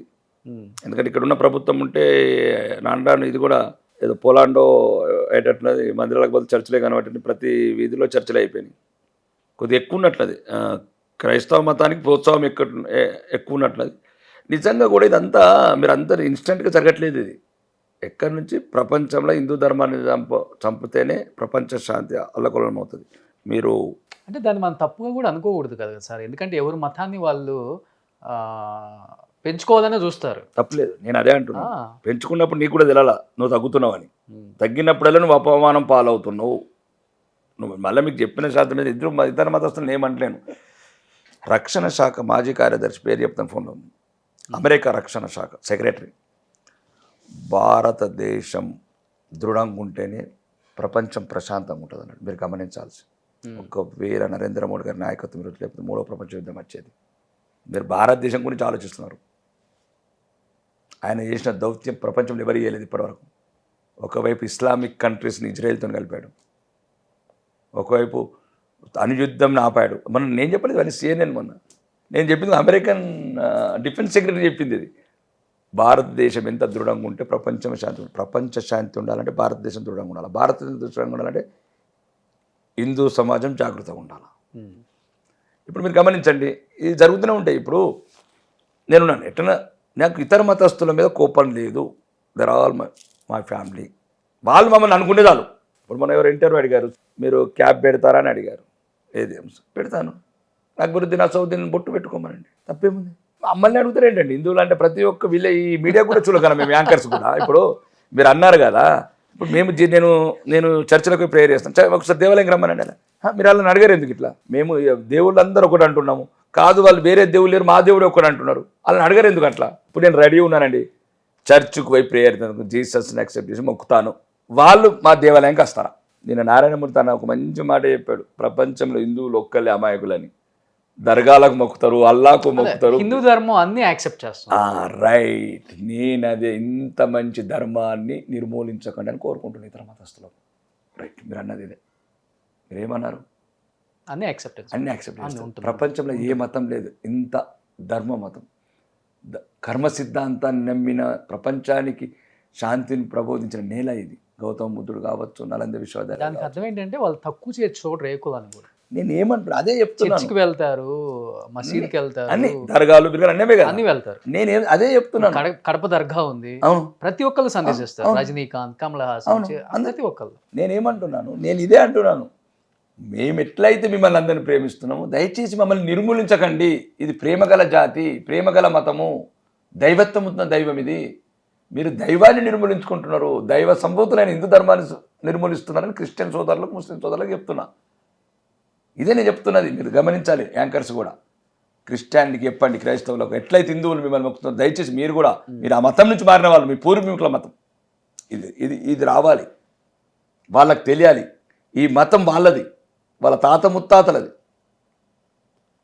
మా పూర్వీకులు ఎవరైతే వాళ్ళ పూర్వీకులు ఒకటే కాబట్టి ఇక వాళ్ళ మతమే కాదు ఇది. మీరు ద్వేషించకూరి మమ్మల్ని అంటున్నాం, మేము మిమ్మల్ని ప్రేమిస్తున్నాం, మీరు మాకు ఆ మామూలు దేవత జయర్దేరే. మళ్ళీ ఒకటి మొత్తానికి కూడా మళ్ళీ ఇదేనండి, కొద్దిగా మా మంచి వాళ్ళ మధ్యన మళ్ళీ చిచ్చు పెడతారు కాంగ్రెస్ పార్టీ. ఏక దూసరే అందరూ నఫరత్ బెలాతే. ఇప్పుడు రాహుల్ గాంధీ లాంటి వాళ్ళు అన్యాయమేమో కాశ్మీర్ పండితులకు జరిగింది, అంతకుల వైపు తిరుగుతాడు ఆయన. ఎట్లా ఆడుతున్నాడు మొన్న పోయి ప్రియాంక గాంధీ గారు, రాహుల్ గాంధీ గారు ఐస్ కొండల ఐస్తో ఆడుకున్నారు. అలా పరిపాలన ఉన్నదా కాశ్మీర్? అట్లా బాంబులతో ఆడుకున్నారు. అని చూడాలి, రాహుల్ గాంధీ కూడా యాక్సెప్ట్ చేయాలి నరేంద్ర మోడీ నాయకత్వాన్ని. నేను కాక మొన్న సచిన్ టెండూల్కర్ పోయి రోడ్డు మీద క్రికెట్ ఆడుతున్నాడు, ఒకప్పుడు క్రికెట్ బ్యాట్ పెడితే చేతులు నరికేసారు. ఇదంతా అభివృద్ధిలో ఒక మార్పు, భద్రతలో ఒక మార్పు. మాట అంటే ఈట్కా జవాబ్ పత్తర్. చిన్న పొలం ఇష్యూ జరిగితే వెంటనే సర్జికల్ స్ట్రైక్, ఈట్కా జవాబ్ పత్తర్ సేద్ అయితే. ఎన్ని సీట్లు వస్తాయి అనుకుంటున్నారు బీజేపీకి తెలంగాణలో ఎంపీ? వాళ్ళేమో 14 తగ్గం అంటున్నారు కాంగ్రెస్. రాహుల్ గాంధీ గిఫ్ట్గా ఇస్తాం 14. కాంగ్రెస్కి ఇట్లా 14 తగ్గకపోతే నేను అమరవీర స్తూపం దగ్గర గొంతు కోసుకుంటా. 14 వచ్చింది జీవితం కూడా. బ్లేడా కత్తా? ఏ కత్తి చేతి లేదు, బ్లేడ్ ఆల్రెడీ బండ్లగానే. రాకేష్ రెడ్డి మాట చెప్పాడంటే ఏమనుకుంటే, ఇప్పుడు హిందువులంతా జాగృతమైనరు, మోసం చేయకుండ్రి, ఆ ముస్లింలను రెచ్చగొట్టకుండ్రి, లేకపోతే ముస్లిం లీగ్ అని పార్టీ పేరు మార్చుకోండి. ఎన్ని సీట్లు వస్తాయి అనుకుంటారు మరి మీరు? ఎన్ని సీట్లు? డబుల్ డిజిట్ అనుకుంటున్నామండి. డబుల్ డిజిట్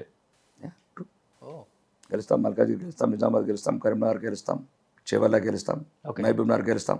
ఇంకోటి ఉంది మొత్తం మెదక్ ఛాన్సెస్, రఘునందన్ గెలుస్తాం. Bhuvanagiri double digit 100%. అంటే నేను 14 కాంగ్రెస్ అన్నదానికి అంటున్నాను. మేము అంటే కాంగ్రెస్ 14 వెళ్తామంటే ఇంక బతుకుందంగా ఎట్లా మమ్మల్ని చంపేస్తారా? చంపే ముందే చచ్చిపోతే అయిపోతుంది. వీళ్ళు ఎట్లనే చంపేస్తారు మమ్మల్ని హిందువుల్ని, అందుకోసం ముందే చచ్చిపోతే అయిపోతుంది కదా. పెద్ద జోగి చెప్పాలి నీకు ఇంకొకటి. నిన్న సిద్ధరామయ్య గారు ఒక స్టేట్మెంట్ ఇచ్చారు, అంటే నేను మళ్ళా జన్మలో ముస్లిం, నేను కూడా అదే అనుకుంటున్నాను ఆయనలాగానే. అంటే సిద్ధరామయ్య గారు ఏమన్నారంటే నేను మళ్ళా జన్మ ఉంటే ముస్లింగా ఉంటాను, నేను కూడా అదే అనుకుంటున్నాను. సిద్ధరామయ్య గారు మీరు ఎట్లయినా కాంగ్రెస్ వాళ్ళు మంచిగా ప్లానింగ్తో ఉన్నారు, హిందువులు మొత్తం చంపేద్దాం ఈ జన్మలని. ఎట్లనే కూడా ఉండనే ఉన్నాడు ఇక పాకిస్తాన్, మళ్ళీ పుట్టేది ముస్లింలు పుడతాం మేము అంటే. ఎంత సింపుల్గా పబ్లిక్ అర్థం కావట్లేదు హిందువులకు. నేను సిద్ధరామయ్య గారి స్లోగన్ చూసి ప్రపంచమంతా ఉన్న హిందువులందరూ కూడా దయచేసి, నిన్న సిద్ధరామయ్య గారు కర్ణాటక ముఖ్యమంత్రి ఏమన్నారంటే మళ్ళీ జన్మంలో ముస్లింగానే పుడతానని అంటున్నాడు. అంటే దీని అర్థం క్లియర్గా డిక్లేర్ చేసినారు కాంగ్రెస్. ఇప్పుడున్న ఈ జనరేషన్ అంతా హిందువులను చంపేస్తాం, అయితే మత మార్పిడి చేస్తాం, ఇక మళ్ళీ పుట్టేది ముస్లింలమే కదా. మనం ఇప్పుడు ఆఫ్ఘనిస్తాన్లో ఎవరు పుడతారు? 1970 అయితేనే హిందువులు పుట్టేవాళ్ళు, సిక్కులు పుట్టేవాళ్ళు, క్రిస్టియన్స్ పుట్టేవాళ్ళు, జైన్లు పుట్టేవాళ్ళు. ఇప్పుడు ముస్లిం అయిపోయింది, 100% ముస్లింలే పుడతారు. సిద్ధరామయ్య కూడా అట్లనే ఎట్లన్నా మొత్తం క్లియర్ చేస్తున్నాం హిందువుల్ని, అందరు హిందువులు అందరూ అయిపోతారు. అంటే కొందరు మతం మారుతారు, మిగతా చంపేస్తాం, మిగిలినది ఏ జాతి ఉంటుంది ఇక్కడ? మీరు చెప్పిందే మళ్ళీ ఆలోట్ ఎందుకు అంటే అది ఎంత టెక్నికల్గా చెప్తున్నాడు హిందువులు కూడా గమనించండి. సిద్ధరామయ్య గారు ఉన్న ఒక మాటలో ఉన్న ఒక ఆలోచన, దూర ఆలోచన అర్థం చేసుకోండి. ఒకవేళ మనం కూడా సిద్ధరామయ్య లాగానే మళ్ళీ మనకి ఇష్టం అంటే, నేను ఇష్టమా కష్టమా కాదు, ఇట్లుంటే ఈ కాంగ్రెస్ విధానాలు, కాబట్టి కాంగ్రెస్ని బహిష్కరించండి దేశం నుంచి. ఆంధ్రప్రదేశ్లో ఏ పార్టీ వస్తుంది అనుకుంటున్నారు? కూటమా లేకపోతే జగన్మోహన్ రెడ్డి వచ్చే అవకాశం ఉందంటారా? మాకైతే మేము భారతీయ జనతా పార్టీకి అయితే ఉన్న సర్వేలు చెప్తున్నాయి కూటమి వస్తుందని. మీ పత్రికలలోనే వస్తున్నాయి.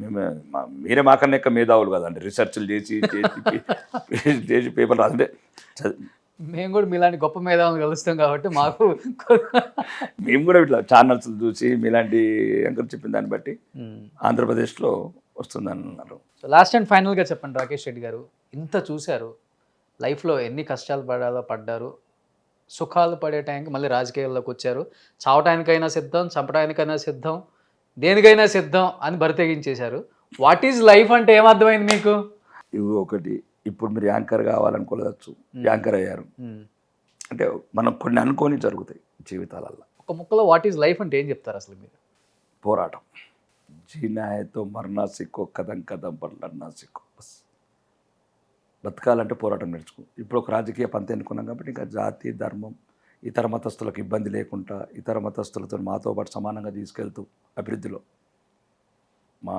మా ధర్మాన్ని కాపాడుతూ ఇతర ధర్మాలకు హాని కలగకుండా ముందుకెళ్తాం. Super, great. అసలుకి నిజంగా మీలాంటి రాజకీయ నాయకులు ఉండాలి, ముఖ్యంగా తెలంగాణలో. ఎందుకంటే ప్రజల కోసం వచ్చిన, ప్రజల్లో నుంచి పుట్టిన ఒక నాయకుడు అని చెప్పుకోవచ్చు. సో జీవితంలో ఎన్ని కష్టాలు పడ్డారు, కానీ ఇప్పటి నుంచి ప్రజల కోసమే నా జీవితం అంకితం, నా ధర్మం కోసం నేను పోరాడతాను, నా ప్రజల కోసం నేను నిలబడతాను, ఏదేమైనప్పటికి కూడా నా ప్రాణాన్ని సైతం అడ్డం పెట్టి ఈ ప్రపంచంలో వీర సైనికుడిగా నిలిచిపోతాను, కానీ ఇంకొకళ్ళ నేను నిలవను అని ముక్తాకంఠంగా చెప్పారు. కాబట్టి ఇలానే ఉండాలని మనస్ఫూర్తిగా కోరుకుంటున్నాను రాకేష్ రెడ్డి గారు. Thank you so much. ధన్యవాదాలండి మీకు, సుమన్ టీవీ వ్యూవర్స్ అందరికీ, ప్రపంచవ్యాప్తంగా ఉన్న సుమన్ టీవీ వ్యూవర్స్ అందరికీ కూడా నా యొక్క ధన్యవాదాలు. ఈ దేశం, ఈ ధర్మం ఎప్పుడు విరజిల్లాలని, విశ్వవ్యాప్తి కావాలని మీ అందరి ఆశీస్సులు ఉండాలని కోరుకుంటాను. ఎప్పుడు హీరో అవ్వాలని అనుకోలేదా? ఎవరు అడగలేదా మిమ్మల్ని? అయ్యాను, అంటే ఇంతకుముందు హీరోకి బుక్ అయ్యాను నేను. అప్పుడు అవునా? ప్రేమ కొన్ని రోజులు ఒక 4-5 days షూటింగ్ అయింది. ఏ సినిమా? ప్రేమ గులాబీలో. ప్రేమ గులాబీలు. మళ్ళీ అది మద్రాసులో అప్పుడు మా ఫ్రెండ్ ఇచ్చాడు. మళ్ళీ వెళ్ళిపోయాను, విదేశాలకు వెళ్ళిపోయాను నేను. నిజంగానే అప్పుడు కానీ సినిమాల్లోకి వచ్చుంటే మంచి రొమాంటిక్ హీరో అయ్యే ఉండేవాళ్ళు మీరు. ఒక మండికర్ అయితే నా, లేకపోతే మాదాల రంగారావు, లేకపోతే నారాయణమూర్తి విప్లవ సినిమాలు తీసేవన్నా. నాకు జనరల్గా ఎక్కువ ఈ ఇష్టం. ఓకే, నారాయణమూర్తి మూవీస్, ఆ టైప్ ఆఫ్ సినిమాలు. మాదాల రంగారావు గారు, విశ్వనాథ్, మళ్ళీ ఇటొక వెర్షన్ విశ్వనాథ్ లాంటి. ఆయన కూడా ఉన్నారా మీలో? ఓ, డిఫరెంట్, అంటే ఒక రకంగా ప్రపంచాన్ని అన్ని వైపులా సృష్టించే ఒక కళలు కావచ్చు, సంస్కారం. ఒకవైపు పేద ప్రజల అక్రందనలో అర్థనాదాలు లేని వాళ్ళ ఇతిహాసాలు తీసిన వాళ్ళు వీళ్ళు, మాదాల రంగారావు గారు కావచ్చు. కుదిరితే చెప్పండి, ఫ్యూచర్లో మీ బయోపిక్ తీసే అవకాశం నాకు ఇవ్వండి. ఓకే, ధన్యవాదాలు. ఇప్పటికి ప్రశాంతంగా ఉంటుంది. Super nice, thank you sir. Thank you.